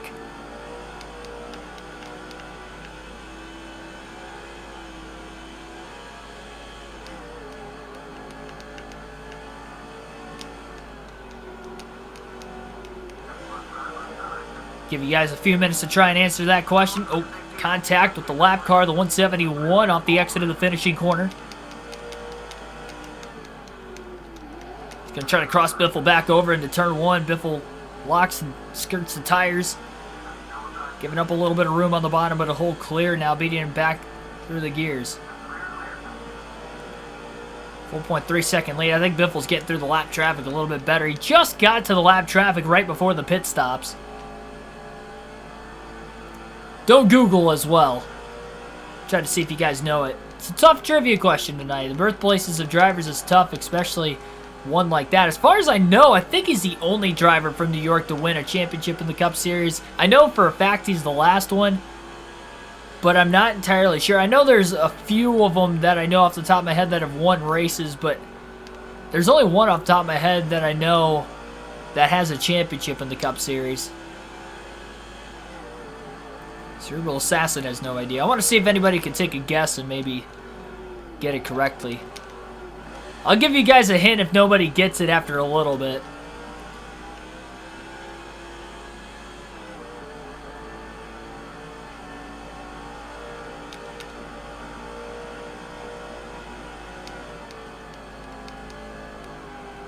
Google's, yeah, don't, try not to Google it. Try not to Google it. By try, I mean don't Google it. I can't actually see all your guys' cellular devices that I can justify whether you're cheating or not.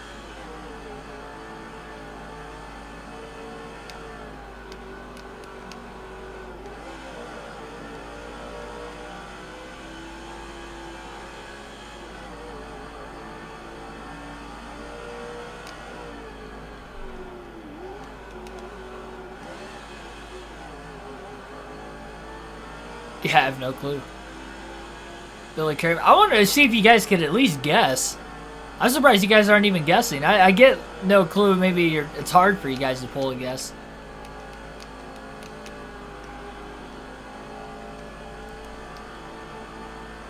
I don't want to give the hint away unless I see a guess. I want to see if somebody can get it before I give the hint. The hint, I think you guys could probably start guessing a little bit more, but... And then maybe stumble across it. Wow, Ricky Craven just got all out of whack. The S's, I thought he was going to end up in the wall. He still stayed inside the yellow line on the inside and the outside, not the double yellow line in the middle. I have it, I think. I don't know.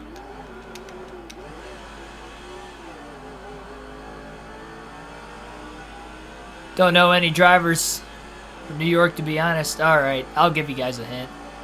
This driver is no longer racing in the Cup Series. So he is retired. It's not a current driver. This driver is retired. Again, the trivia question tonight is who was the last driver from the state of New York to win a NASCAR Cup Series championship? As far as I know, he could be the only one, but I know he's the last one. And he is no longer in the Cup Series. Or in any of the top 3 series for that matter. He's completely retired.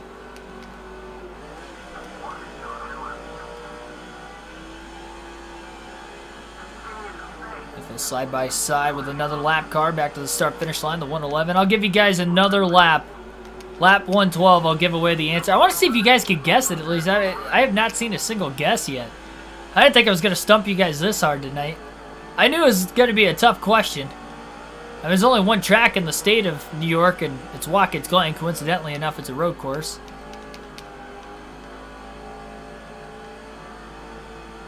I'm not sure exactly where from New York he is, but I do know he's from New York.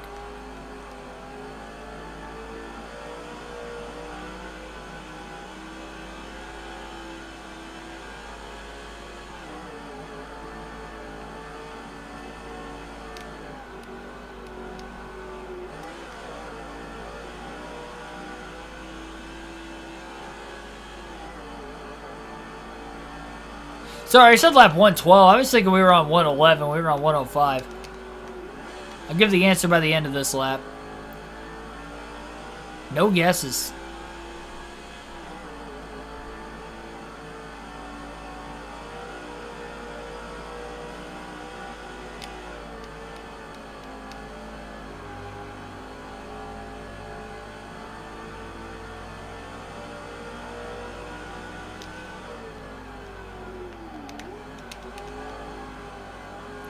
A little loose.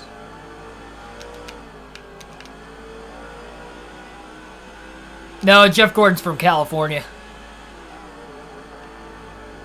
California born, he was raised in Indiana. No, he's not from New York. At least you guessed. Furfur Express also guesses Jeff Gordon. At least you guys guessed. Alright, well, the answer... There was one... Oh, hang on. Trouble! Scott Wimmer right in front of the race leader just blew a tire. Right before we got to the answer to the trivia question, we get a caution for the 3rd time today. Not a great camera angle. Hopefully nobody's, like, going to the bathroom or anything of that nature. We're looking... Okay, there we go. There's the aftermath of it. Scott Wimmer blew a tire right in front of Greg Biffle, bringing out the caution. These are terrible replay cameras. Who's behind the production of this race? Fox Sports? What was that? That was like that's something Fox would have done this season. Just completely missing the accident. At least we got to see it right in front of us. But Scott Wimmer has blown a tire. Greg Biffle going to pit from the lead, but nobody else is going to go with him. And he is going to lose that vital track position. 3rd stop of the day for the Mr. Clean crew. No pressure on this one, though. I don't think anybody else is pit. There aren't that many cars a lap down either, so Biffle's going to have to come from pretty deep in the field.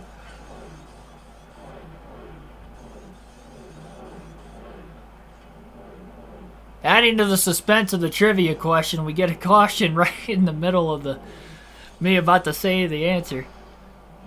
It's not Kyle Busch. No, they're not currently in the Cup Series. Yeah, I guess I gave you guys more time to try and guess. Not currently in the Cup Series.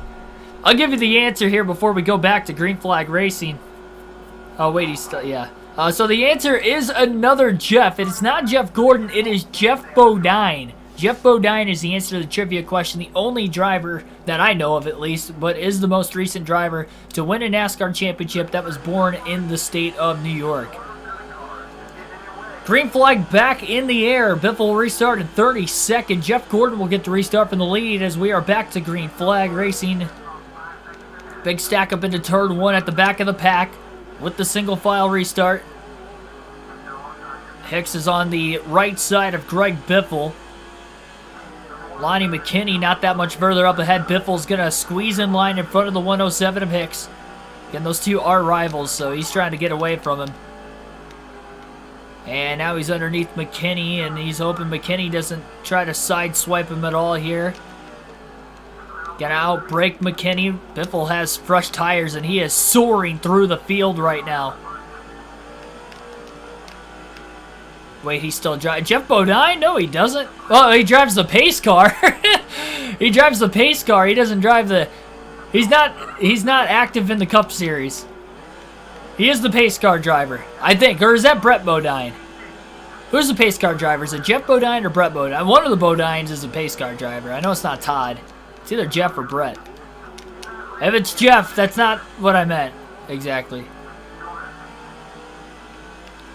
A lot of three-wide action on this restart. Biffle's gotten through the first 8 cars cleanly, at least.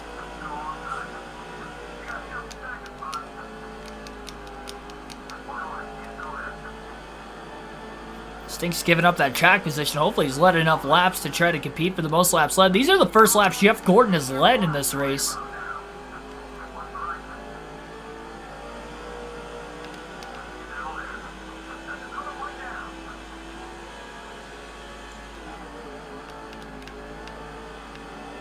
Biffle back to the inside, just gets in front of Casey Mears underneath J.R. Jones on the 176.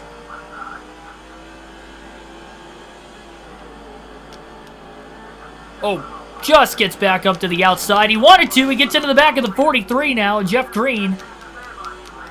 Launched Green into the back bumper of Brendan Gaughan's. First contact he's made over 2 laps after the restart.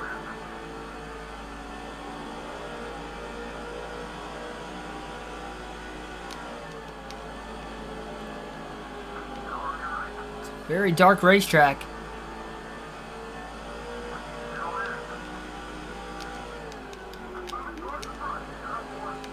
Biffle back inside the top 20, briefly at least.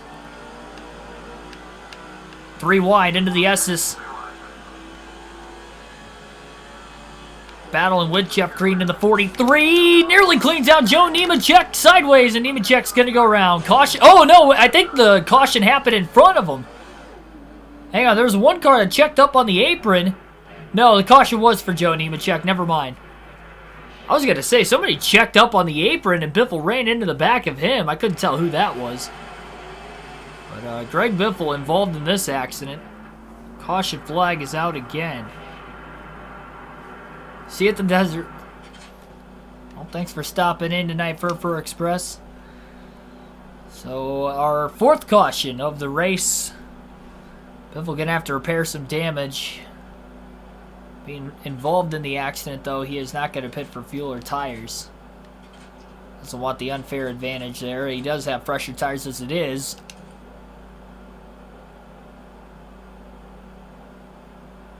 How dare you peek into my home during those replay games? You live in New York City.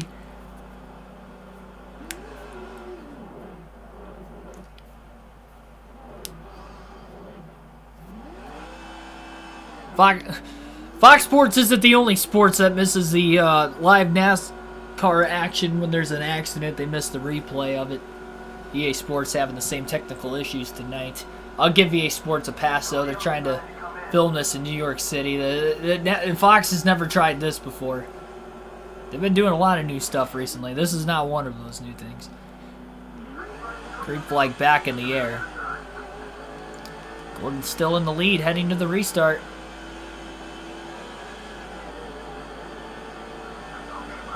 Just kidding. Oh, the 111. He was pointed towards the outside wall. I don't think he actually hit it.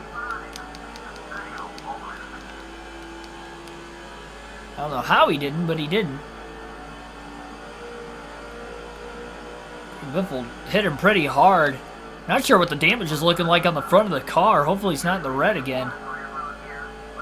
Biffle's got to be careful. He doesn't want to risk DNFing. He DNF'd in the final 35 laps last night. And we're in the final 60 tonight. He's back in traffic. The first time really since the beginning of the race. 3 wide, drifting a little sideways. Jimmy Johnson's back in traffic. Oh, Johnson's a slow car. So Johnson's the car that blew the engine earlier in the race, which we kind of figured was the case. And he's stacking everybody up on these restarts. Biffle trying to go to the outside. Jimmy just trying to stay out of the way. Contact. Biffle gets into the wall.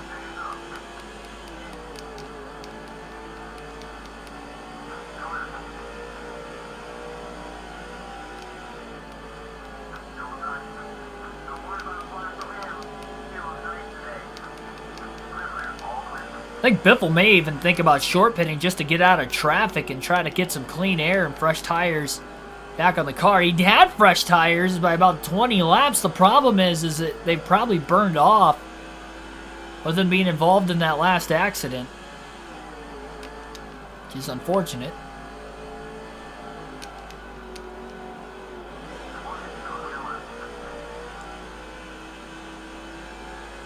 Three wide on the bottom. Wimmer in the middle. Biffle on the bottom lane into turn 1. Gains a few positions. He's back to 30th.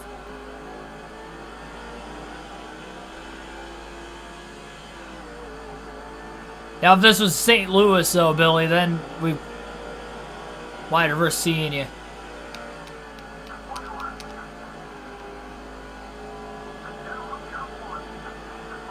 Biffle clears Robbie Gordon. Nearly slides into the wall on the outside. Bit of a close call. Scott Riggs going to go wide. Not as wide as Biffle. That was mainly to miss Riggs, though. He wasn't sure where exactly the 10 car was headed. It looked like it was going to be in the right direction, but I guess it ended up being in the right direction. Contact between Robbie Gordon and Greg Biffle.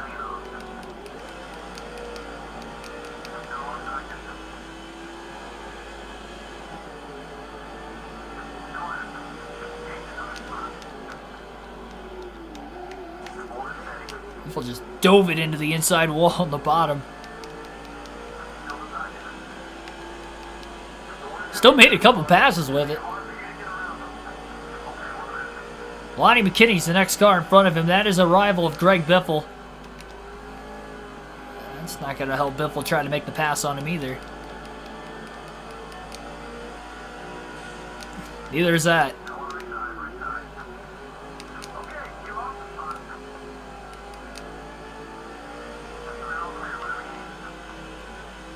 Biffle's really going to have to start cleaning this back up again.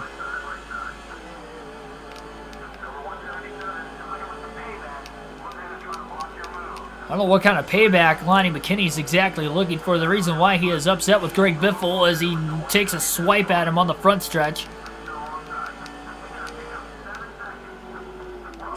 Oh, and he tried to clip Biffle again. Caution, McKinney's wrecked. And he wrecked himself. Trying to take out Greg Biffle. Into the outside wall. Well, that was all his fault. He's upset because he was involved in the big accident at the Devil's Canyon last night. And at least we saw a good angle of the replay the first time, because the second time, not so much. Replay camera's a little bit off tonight. And that caution comes out right at the edge of the pit window. This is going to be interesting. Biffle's going to pit for fuel and tires here. McKinney was the cause of the accident, and he was in it. Biffle was able to keep his car straight as he kind of ricocheted off of him. This is interesting, though. 4 tires and fuel for Greg Biffle, and he is going to try to stretch it to the end of this race. It's our 5th caution of the race. I'm not sure if we're going to stay green all the way to the end or not, but we're going to have about 50 laps to go when we go green. Oh, you don't live in St. Louis. You just live around it.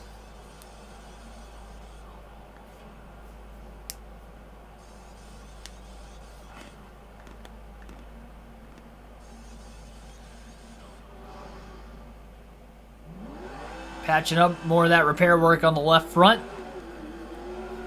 It's the 5th stop for tires today for Greg Biffle. Yeah, I could live in either one, honestly, knowing myself. So Biffle was the only car on pit road during the caution flag. We're going to restart in this one with exactly 51 laps to go. The green flag is back in the air at the New York Metro Speedway. Biffle back in the 35th position on fresh tires. And we will see if he can make it on fuel to the end.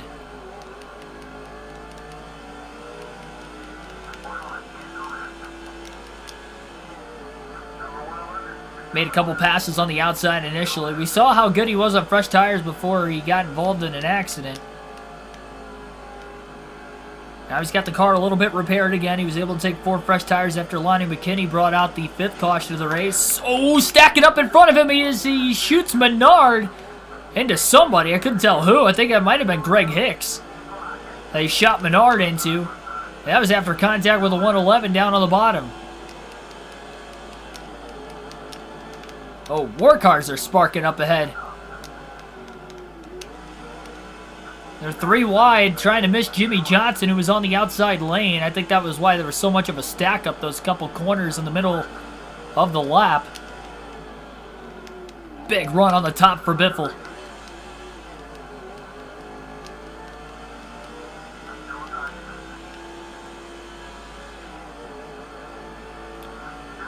$50 laps to go. Can Biffle somehow make it 51 laps on fuel to the end of this race?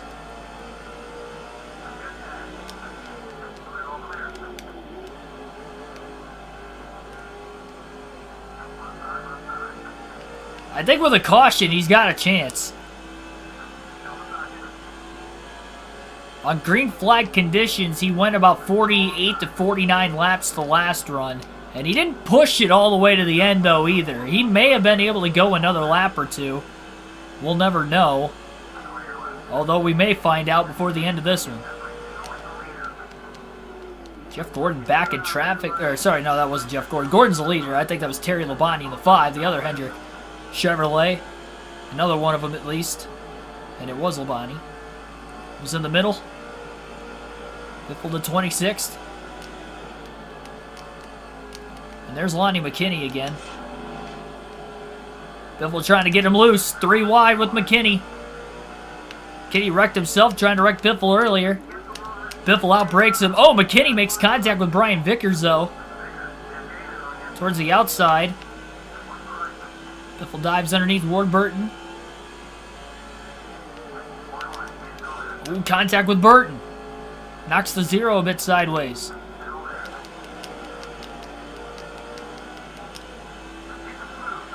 Gone gets by J.R. Jones. Jones trying to side draft him right back. 3 wide to the outside. Big evasive maneuver by Biffle. Missing Jones by inches. To stay 3 wide now with Jones in the middle of Brendan Gaughan, Greg Biffle. Jones going to hang on. Contact up ahead between Joe Nemechek and Mark Martin. Into the darkness.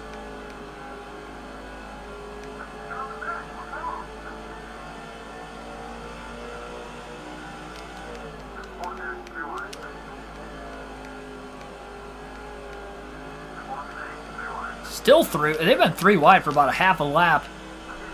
Biffle finally clearing the S's. Power move. Oh, contact again. Nemechek gets knocked sideways. More contact into the finishing corner. It's the 171 car that got into him, causing a stack up for Biffle to get underneath the 171. He's going to try to attack on Joe Nemechek into this first turn. He's going to get around Mark Martin as well, his teammate. Slides up, clear.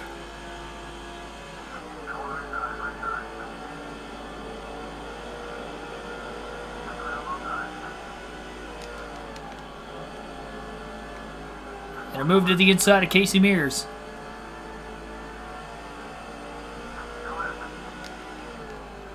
Pretty good spot. Going 3 wide. Slides a bit. Still makes a couple passes, even with a bit of a slide. 3 wide, and the S is ahead. Jeff Burton sandwiches his teammate Kurt Busch between himself and Kyle Petty. They almost wrecked. They're still 3 wide, even with the contact into the finishing corner. Petty's going to have to drop in line behind him, but now the 109's on the outside with the 2 Roush Fenway Fords underneath them of Kurt Busch and Jeff Burton. Stack up into turn 1 as they try to figure it out. Biffle closes in quick. He's on the outside of Kyle Petty for position. He'll clear him with a block for 16th.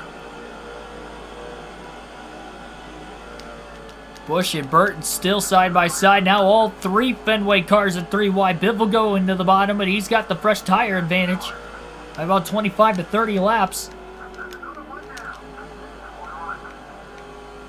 Still, nobody has pit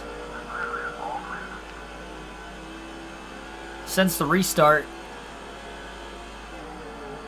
Patrick Shadley, welcome to the stream. And now we have at least 1 car diving onto pit road this time. Couldn't tell who it was. Somebody just dove into the pits. Jeff Green trying to pinch Greg Biffle. Biffle side drafts him on the main straightaway. Contact into turn 1.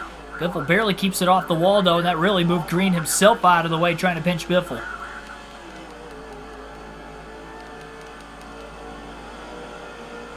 Vacation leaving early for Easter. Well, that's pretty cool. Hopefully you have fun wherever you're going.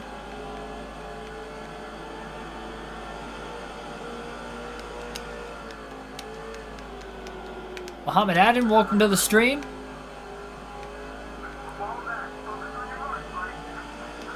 Trying to read the comment section. I'm having a handful right now trying to get around this traffic. Fast closing rates with the fresh tires. Biffle going to stay to the outside in case we see more cars around him pitting this lap. I didn't see many cars pit the last lap. They'll catch the slow car of Jimmy Johnson at some point, who's down a cylinder, blew an engine earlier, came back into it, contact. Biffle tried to squeeze in the middle into a hole that really wasn't there, and that knocked Jarrett a little bit out of the way. Muscling his way by both Jarrett and Jeff Green.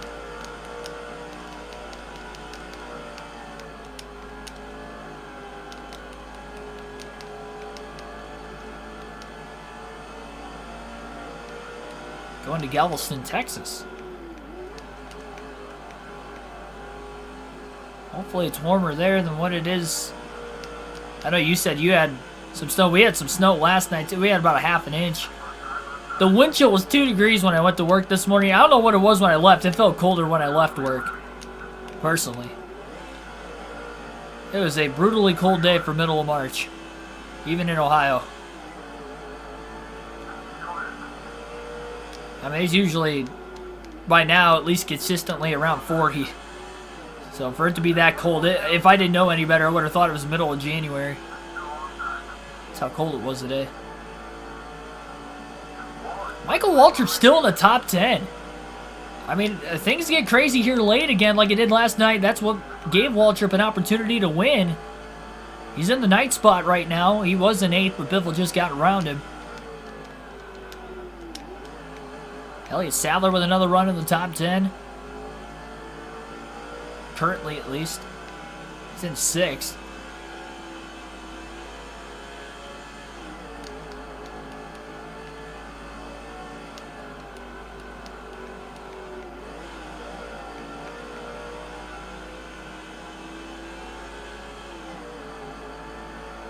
America too pricey, flights too expensive.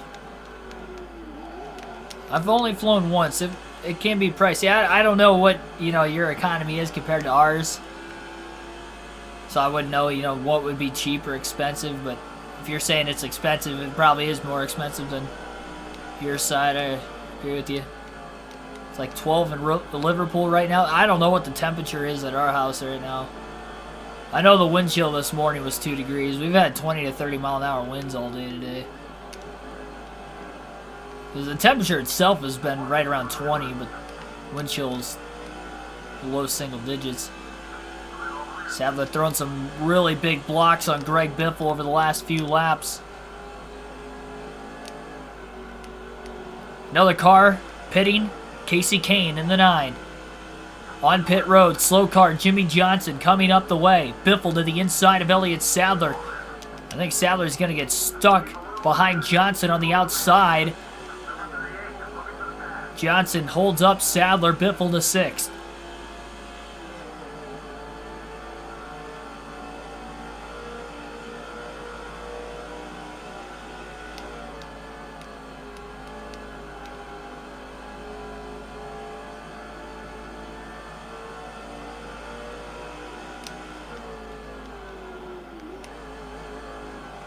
Yeah, we only had about a ½ inch. It didn't stick to the roads at all either. It only really stuck to the grass.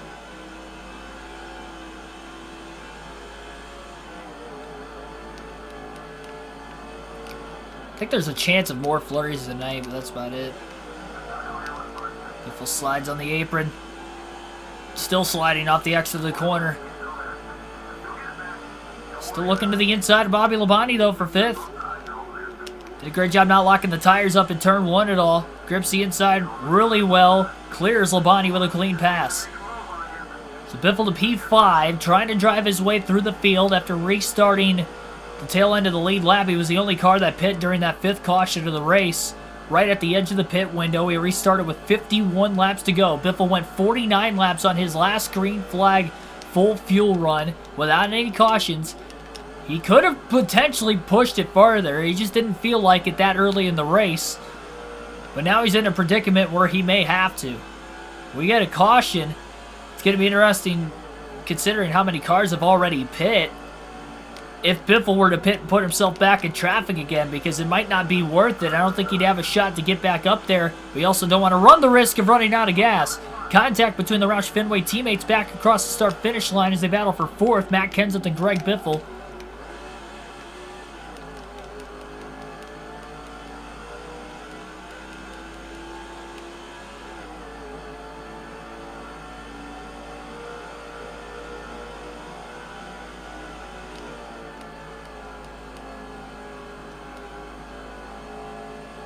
A lot of cars in the pits that last time by as well.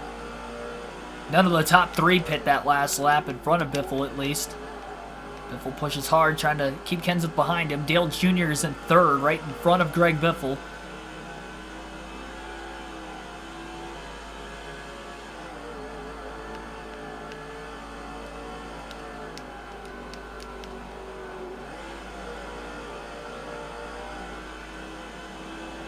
Biffle gains a ton on Dale Jr.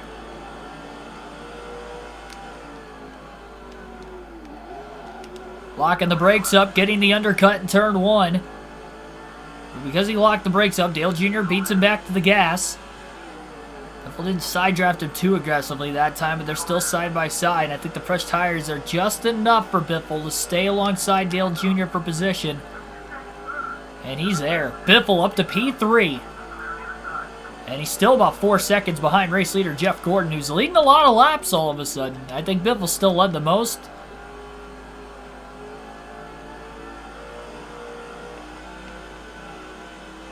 You never know, though.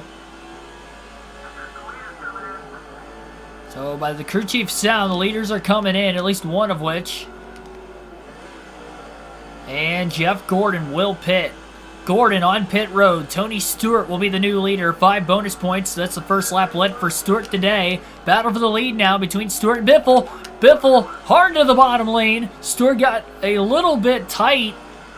You can see him kind of skid up the track as Biffle was skidding down, trying to power move underneath him. At least Stewart was able to get 1 lap led in right before Biffle was on the attack. And Biffle's back out in front in New York City. 36 laps to go this time by in a fuel mileage race on the New York City street course.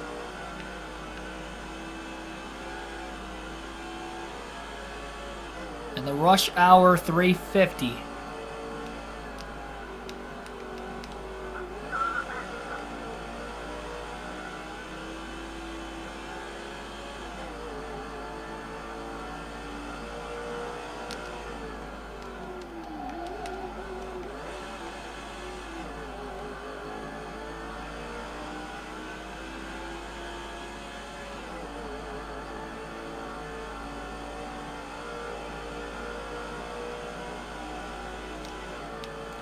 never been to Philadelphia. I've been close when I was in Pocono. I think that was only... Correct me if I'm wrong. I think it's like 45 minutes away from Pocono. But it was the opposite direction of where I was driving. I wouldn't have had time to go there. If I would have, like, went through Philly on the way there, I probably would have, you know, spent some extra time there. But it was out of my way on the way home by about 45 minutes, so I didn't want to do that. It was like an hour for my hotel, because my hotel was actually west of the track. I was coming from the west, because I'm from Northwest Ohio.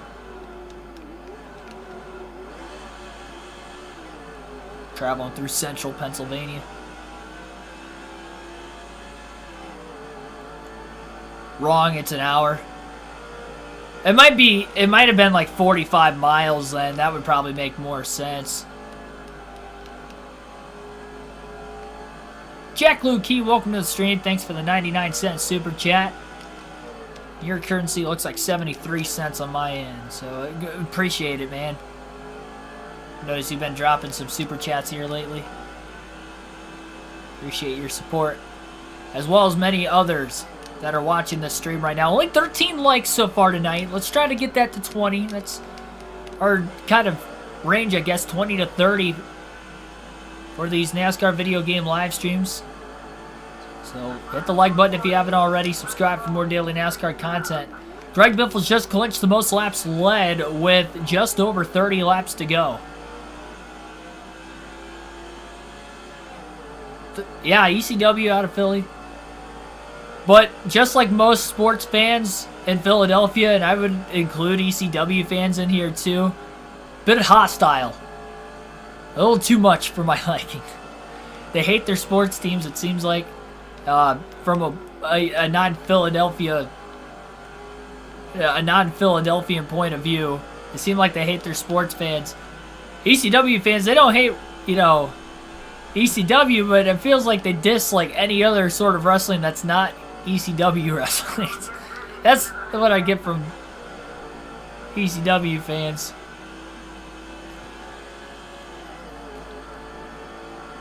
Throwing chairs at the wrestlers.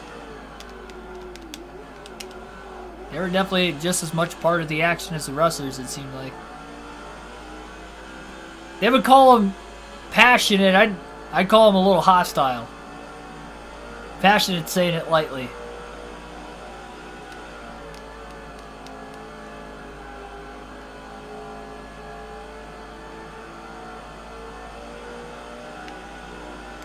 I think Tony Stewart may have pit that last lap. Either pit or he got really out of shape. Greg Biffle's pulled out to about a 1.5-second lead now.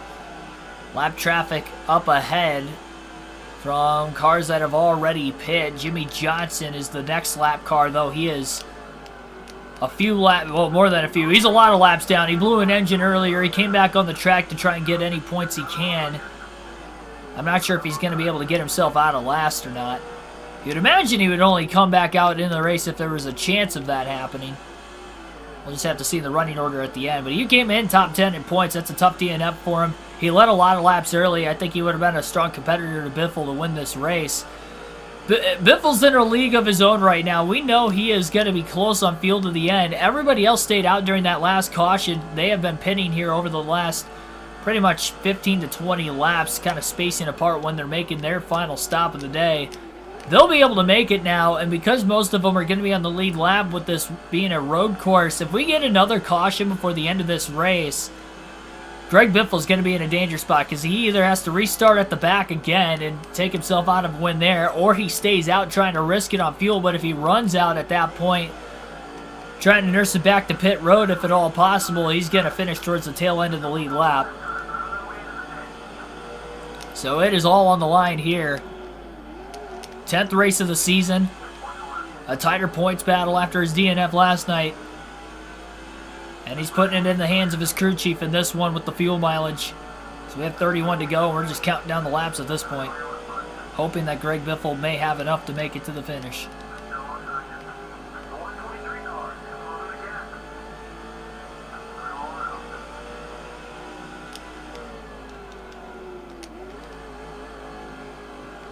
By the way, did anybody else see Kyle Busch as a DeWalt car this weekend? That looks so foreign to me. I don't think I ever would have thought I'd see the day where Kyle Busch would be driving a DeWalt paint scheme in the Cup Series. That's mind-boggling, to be completely honest. It just looks odd.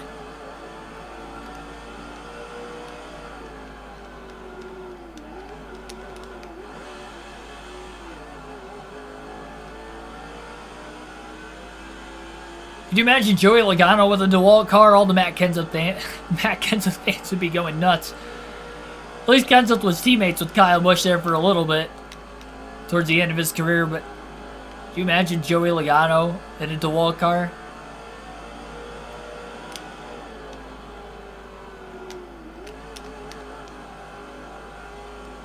You're giving Matt Kenseth fans everywhere panic attacks.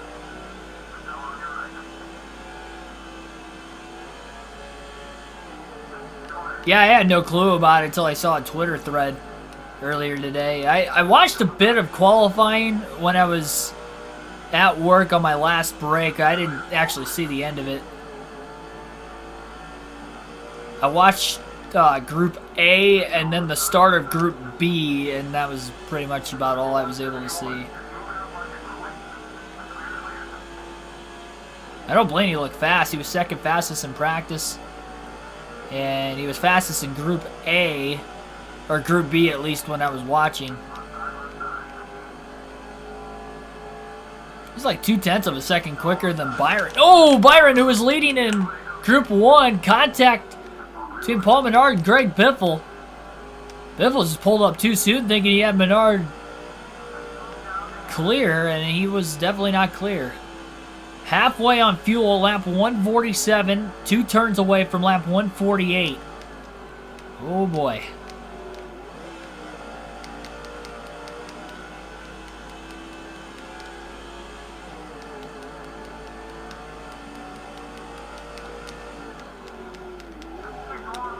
Locking the brakes up into turn 1.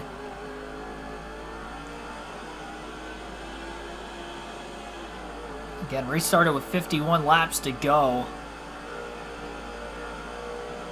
Second half of the fuel run, it is going to be save mode for Greg Biffle.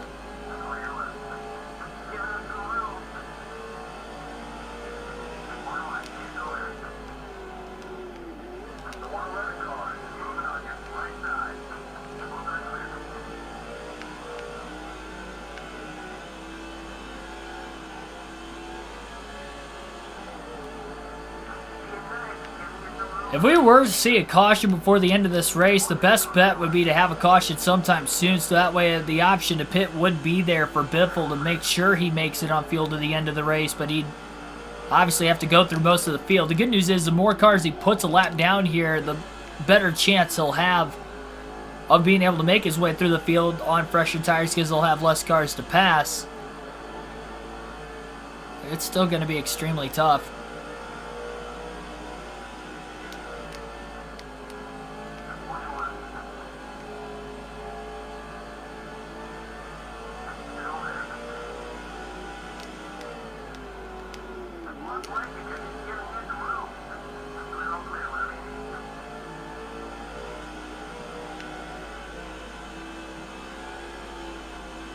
Big blocks by Robbie Gordon trying to hang on to the lead lap.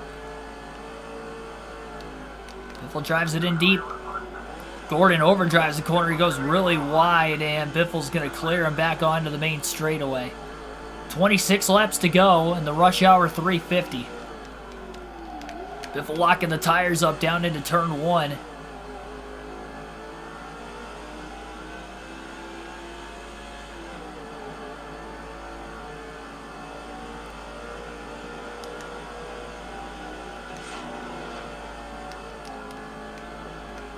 Maybe he can intimidate somebody into crashing.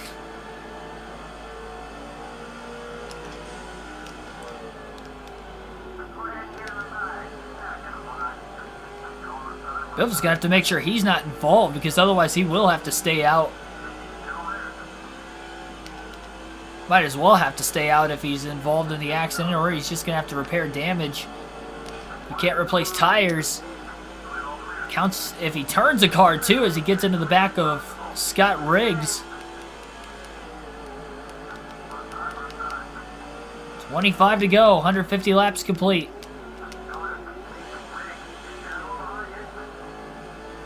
Tim Irvin, welcome to the stream.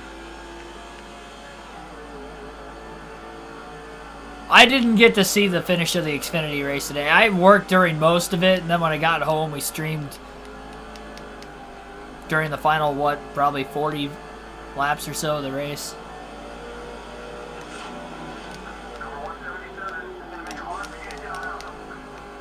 I'll have to go back and watch it.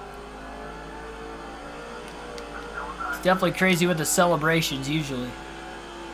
Wimmer getting a little upset. Wimmer also involved in one of the accidents, and the 177 trying to take Greg Biffle out. He definitely took a swing at him, and he pinches Biffle into the wall.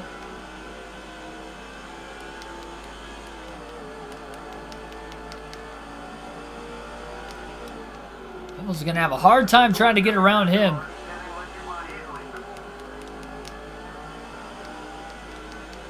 Remember, Biffle's involved in the caution. He can't bid for fuel or tires. So that's not the way he needs the yellow.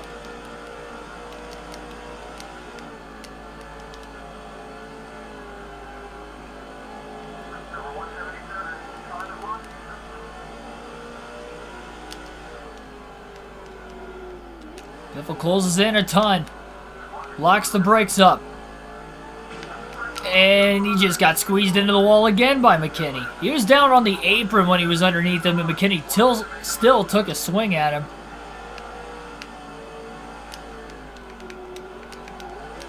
Biffle still trying to catch himself.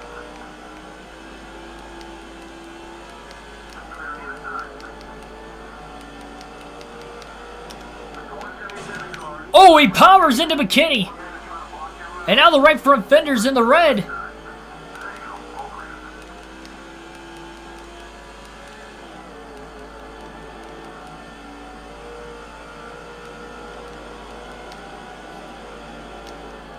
By the way, Biffle only has a 29-second lead.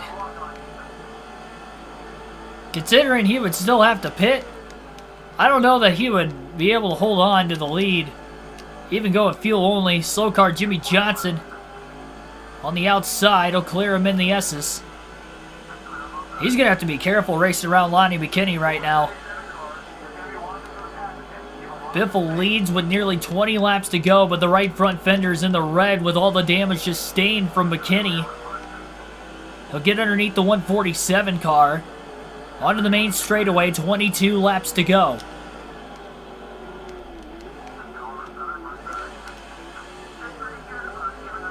McKinney makes a pass on Scott Riggs. Biffle going to try to follow him. He gets by the 147 car in turn one at least. He's underneath Riggs right now, trying to put Scott Riggs a lap down as well. McKinney's on the outside for the time being. Biffle trying to power down low. He's going to get pinched again. Contact from McKinney. McKinney takes another swing at Biffle. More contact. Biffle desperately trying to keep it off the inside wall. And we continue to stay green.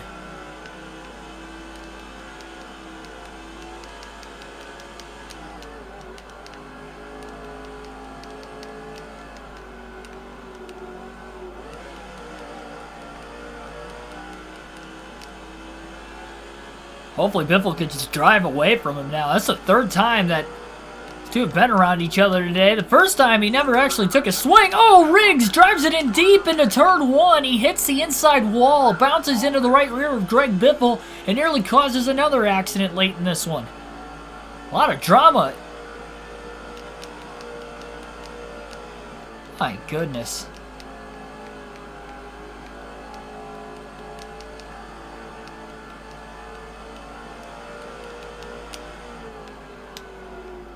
The worst part is, for Greg Biffle's sake,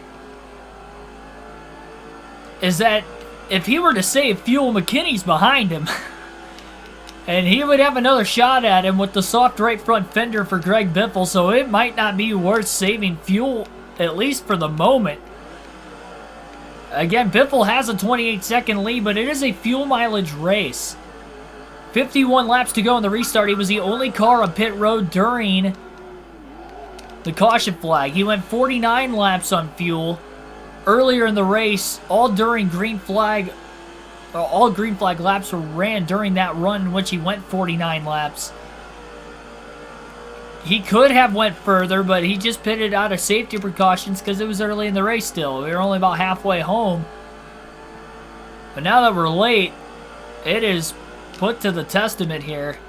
He's obviously losing time on these old tires. You can watch the interval shrink, especially Lonnie McKinney racing the way he was with Greg Biffle. Not going to help either. Biffle pits. He's probably not going to win, even if he goes fuel only. I doubt 28 seconds is enough to stay in front. Caution's out with 20 to go, and that's going to add even more drama into this one. Our 6th caution of the race. Looked like trouble in the final corner. Rookie Brendan Gaughan goes for a bit of a slide. He caught the race car, but it's enough to bring out a caution, and I wonder if he blew a tire, and that's why the yellow came out. So 20 to go. Caution is out late, and decisions for Greg Biffle, and he is going to pit. Biffle will pit. He's going to ensure that he will make it on fuel, but he's going to have to pass a lot of cars late in this race if he's going to want to win. 4 tires and fuel, no adjustments for the 16. They'll get to repair the damage on the right front fender.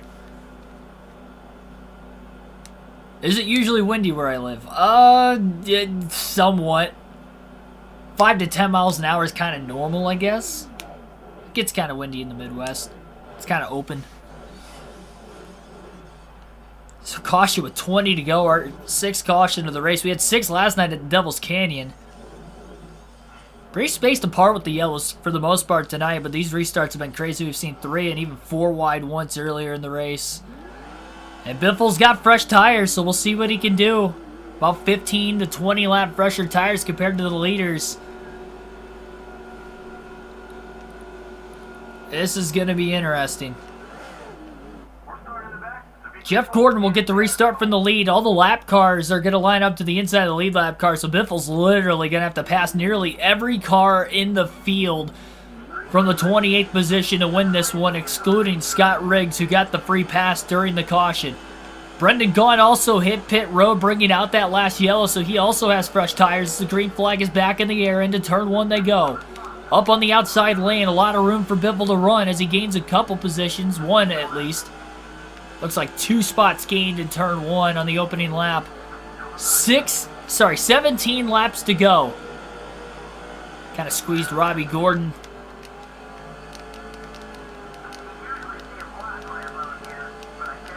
Jimmy Johnson slowing everybody up.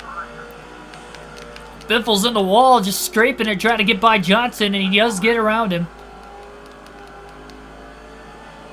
Contact mirror squeeze in the 141 of Ray Parker.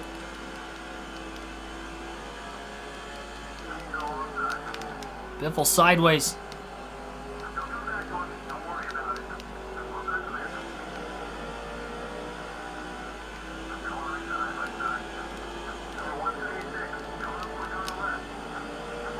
Biffle gonna go to the outside, 3 wide.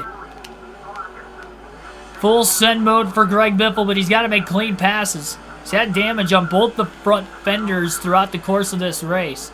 My live stream tomorrow for the actual race will be at 3:30 p.m. Eastern Standard Time. Pre-race will be at 2:30 Eastern Standard Time tomorrow. Don't forget that there is a time change tonight as well with that. So that will be when our live stream will be for tomorrow's Cup Series live commentary live streams at Phoenix. Ruoff Mortgage 500. We have some business to deal with though here tonight. Biffle is up to 20th.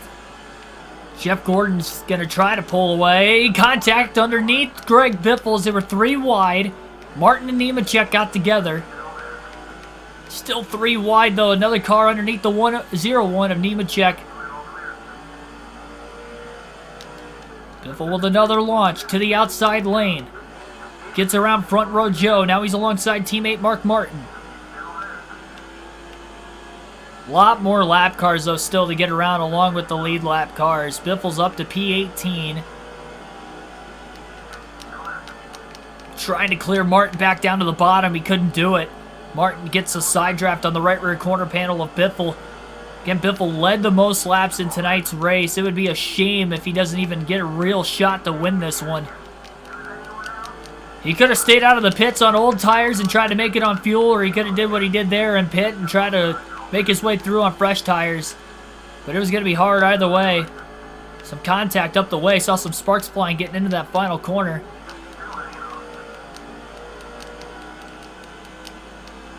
More sparks flying back to the main straightaway.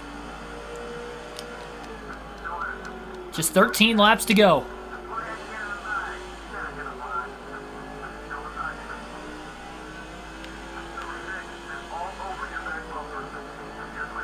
Biffle needs to get back down to the bottom. Mark Martin's been side by side with him for about a full lap. Finally, Martin lets him in. They were battling for position too.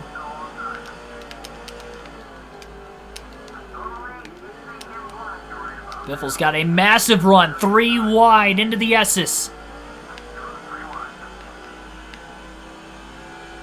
Nobody wants to lift. They made it through without any contact somehow. Biffle underneath Jeff Green. Charlie Davis on the outside in the 123. A lot of those passes that last lap for Biffle were lap cars, though. Only gained 1 position. Up to 16th underneath teammate Jeff Burton, also for position. He's in the inside lane, though. He was on the outside for a long time after that restart. He's back down on the bottom. It's more open to run the top, but it's just not as fast. The top would be the left lane. It's almost like a backwards oval. A few left-handed turns throughout to make it a road course, or in this case, a street course.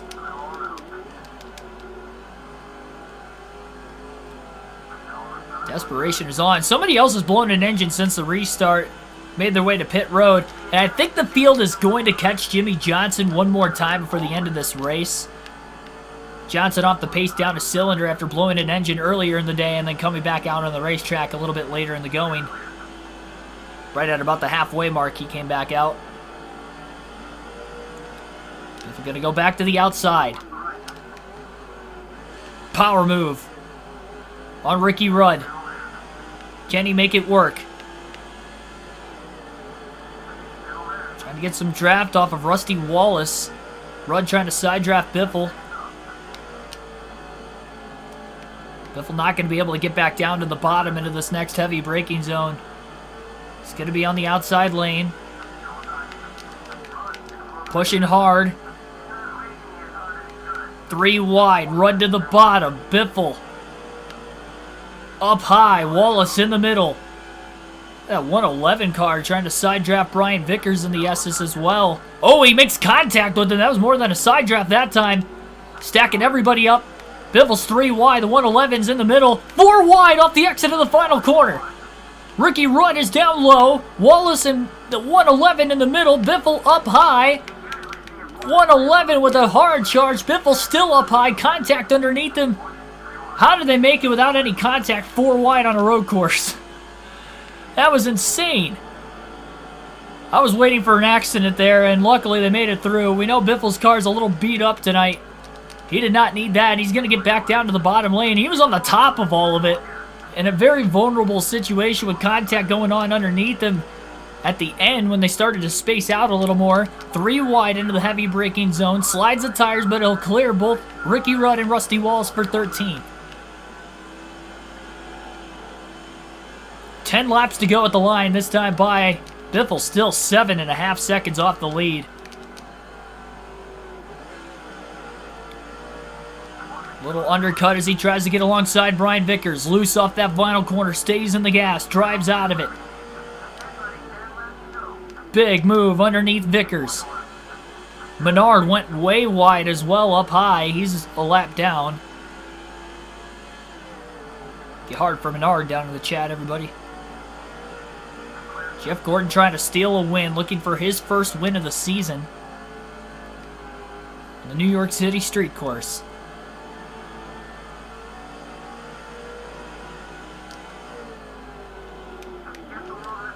Biffle to the inside of McMurray. Couple of 2003 rookies. Battling for position. Into the S's. Biffle all clear. Trying to get alongside Elliott Sadler in the 38, and I believe he does. Sadler with a power move now. May get underneath Ricky Craven in the 32. Craven kind of stalled out in the middle of the corner. McMurray gets back to the inside of Biffle, but now the drafting help. Lonnie McKinney in front of Ricky Craven, allowing the outside lane to move before getting into turn 1. 3 wide. McMurray, Sadler, and Craven. Biffle has to sit behind him. He didn't want to go 4 wide again, and he drops in line. We only have about 8.5 laps to go. Biffle stuck behind McMurray. They're going to go 3 wide again. I think they're 4 wide again. 4 wide, according to the crew chief. Tight right-handed corner coming up. And they made it again. I don't know how these guys are not wrecking. 4 wide for the second time since the restart. Crossover move for Biffle to get alongside Sadler as they battle for 10th. Through the S's, Biffle slides. He had to lift just to keep it off the 38. Crazy good racing off this last restart. The fact that these guys are keeping it clean is just even more insane. Not hard stiff for the Biff, yeah. That too, both of them. Biffle undercuts the corner a bit. Oh, he didn't have Sadler clear. Contact was made.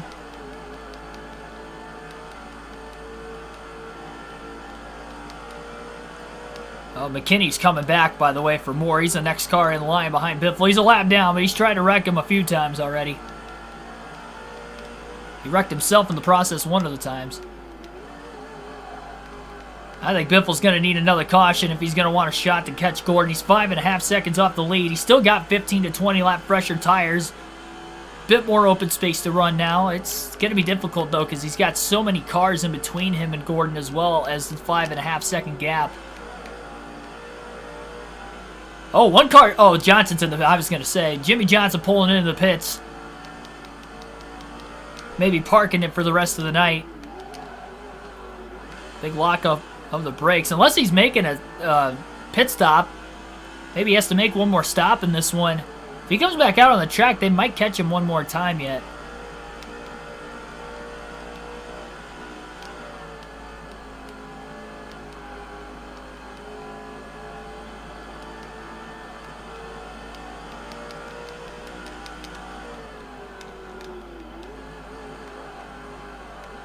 Biffle gains a ton on Kurt Busch.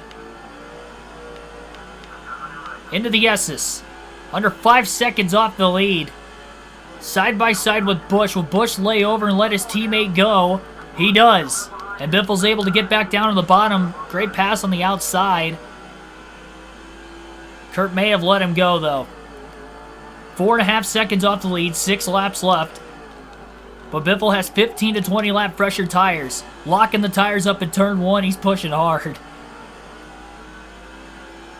And Johnson did make a 4-tire stop, so he is back on the track. It'll be interesting to see if they catch him again. If they do, will that stall certain cars up enough for Biffle to try and get a better run?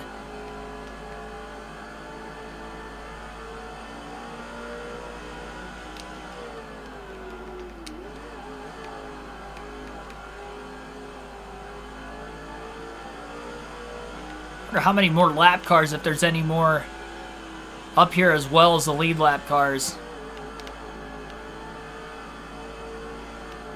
Biffle was about a half a second faster than Gordon that last lap. Cut the lead to 3.8 seconds at the line. 5 laps to go. Don't forget, a caution could end this race prematurely if we do get a yellow late. Michael Waltrip still has a shot, depending on how far off the lead he is. It looks like on the track map, Gordon might be pulling away from everybody else as they're racing hard behind him. Waltrip and Labonte side drafting each other as they go up the hill, onto the overpass once again. Biffle trying to get a run.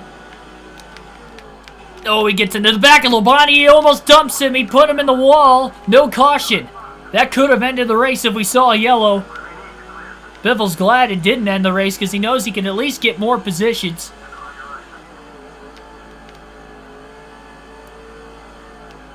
That cost him a lot of time to Gordon that last lap. Crossover on Waltrip to get back down to the bottom.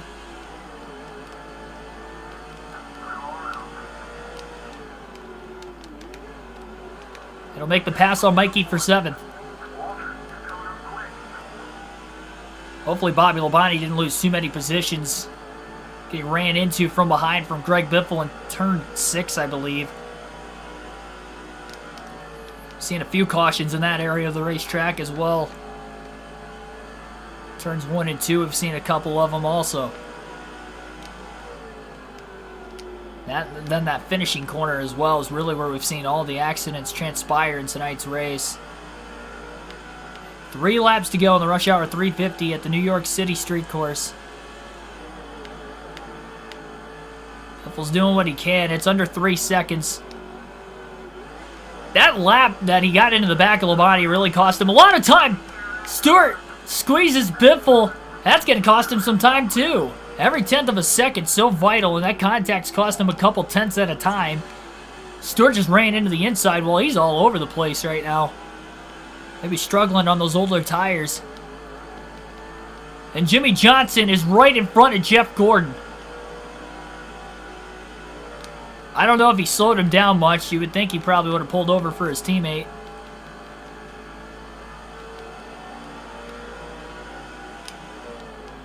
Johnson may slow up the rest of the leaders. Biffle's cut through on the apron. Jimmy's right in front of Harvick. Biffle's 3 wide underneath. 4 wide now as they split Johnson. Biffle's almost in the wall on the inside. Stays underneath Matt Kenseth in the 17. Not clear yet, but he's got drafting help behind Junior. 2 laps to go. 1.9 seconds off the race lead.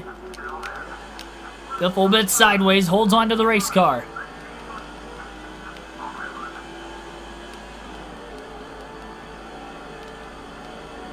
There's somebody battling with Jeff Gordon. That's why the interval's dropping on the leaders, but I can't tell who's battling him. It might be Ryan Newman.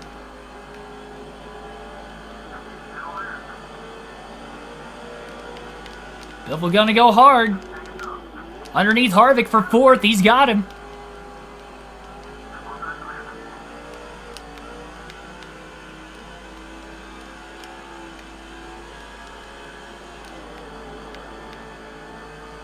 Dale Jr. is holding up Greg Biffle as they battle for 3rd.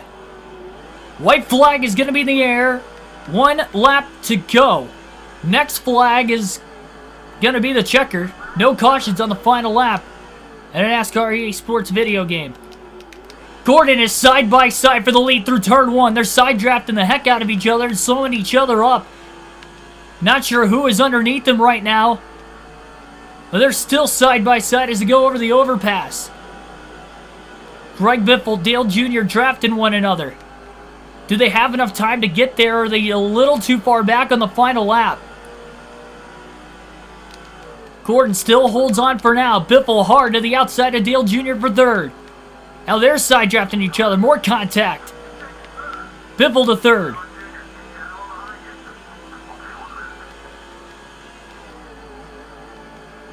And one final shot for whoever's in 2nd to get around Jeff Gordon as they make their way up the final turn. Gordon is going to win the race back to the gas, and Jeff Gordon is going to win the Rush Hour 350 at the New York City Street Course. Casey Kane, a 1/10 of a second behind him, the rookie, nearly pulling off the win, but was unable to do it on old 4-time Jeff Gordon. Gordon with the victory here tonight. That was a good race. Biffle with the late charge. He had the decision to try and hold on old tires for about 17 laps, or take fresh tires himself. It was a tough decision. He chose to pit. He made his way up to 3rd, and he was 1 second off the lead. Just took a little bit too much time, and ultimately, I think that contact with Bobby Labonte and Tony Stewart, that could have been a second worth of contact between the two of them in those closing laps, and that might have been the difference in having a shot to win and finishing in 3rd like he did. But still a top 3 for Greg Biffle. He led the most laps, so a good points day overall. 84 of the 175 laps led for the Biff today. Jeff Gordon leads 47 laps en route to his 2nd place finish. I think he had the 2nd most laps led. Jeff Gordon obviously led a lot in the second half of the race and goes on to win, obviously. Most importantly, that's Gordon's first win of the season. He is now the 5th different winner this year through the first 10 races. Casey Kane will finish in 2nd place. Greg Biffle will end up in 3rd. Dale Earnhardt Jr. 4th. Kevin Harvick will round out the top 5. Matt Kenseth will finish 6th. Tony Stewart 7th. Michael Waltrip with another top 10 finishing 8th. Bobby Labonte 9th. Kurt Busch rounding out the top 10. Stewart also led 1 lap today in the middle of green flag pit stops, enough for 5 bonus points right then and there. And we had 29 drivers finish on the lead lap tonight. And as far as the DNFs, we had a few of them. Ryan Newman blew an engine leading 11 laps. Jimmy Johnson blew an engine, came back out on the track, and then ended up finishing in 42nd. Led 32 laps today. He was definitely one of the favorites for the win. If Jimmy Johnson did not wreck, and even Newman, who started on the pole, those two could have had a shot there at the end also. They could have made it interesting with that late caution with 20 to go. Dale Jarrett blew an engine late in the race at lap 136. Mark Martin blew one even later at lap 163, so we had 4 drivers that failed to make it to the end. 6 cautions for the second straight race, 18 caution laps, 8 lead changes total tonight. Not many. It was a road course and a very much track position battle, but Jeff Gordon will get the win nonetheless in a good finish to this one. Like, share, and subscribe for more daily NASCAR content. That's the last video game live stream for the next couple days. We'll be live tomorrow at 3:30 p.m. Eastern Standard Time for the live commentary of the actual NASCAR Cup Series race taking place at Phoenix. Hope to see you guys then. Our pre-race coverage and pre-race predictions live stream beforehand will start at 2:30 p.m. Eastern Standard Time. Last chance to set your fantasy lineups tomorrow. Thank you, everybody, for your support. Hopefully you enjoyed the Xfinity race today, and hopefully you'll enjoy the Cup race with me tomorrow. Don't forget to set your clocks if you live in a state where you have to do so. And thanks, everybody. I'll see you tomorrow afternoon.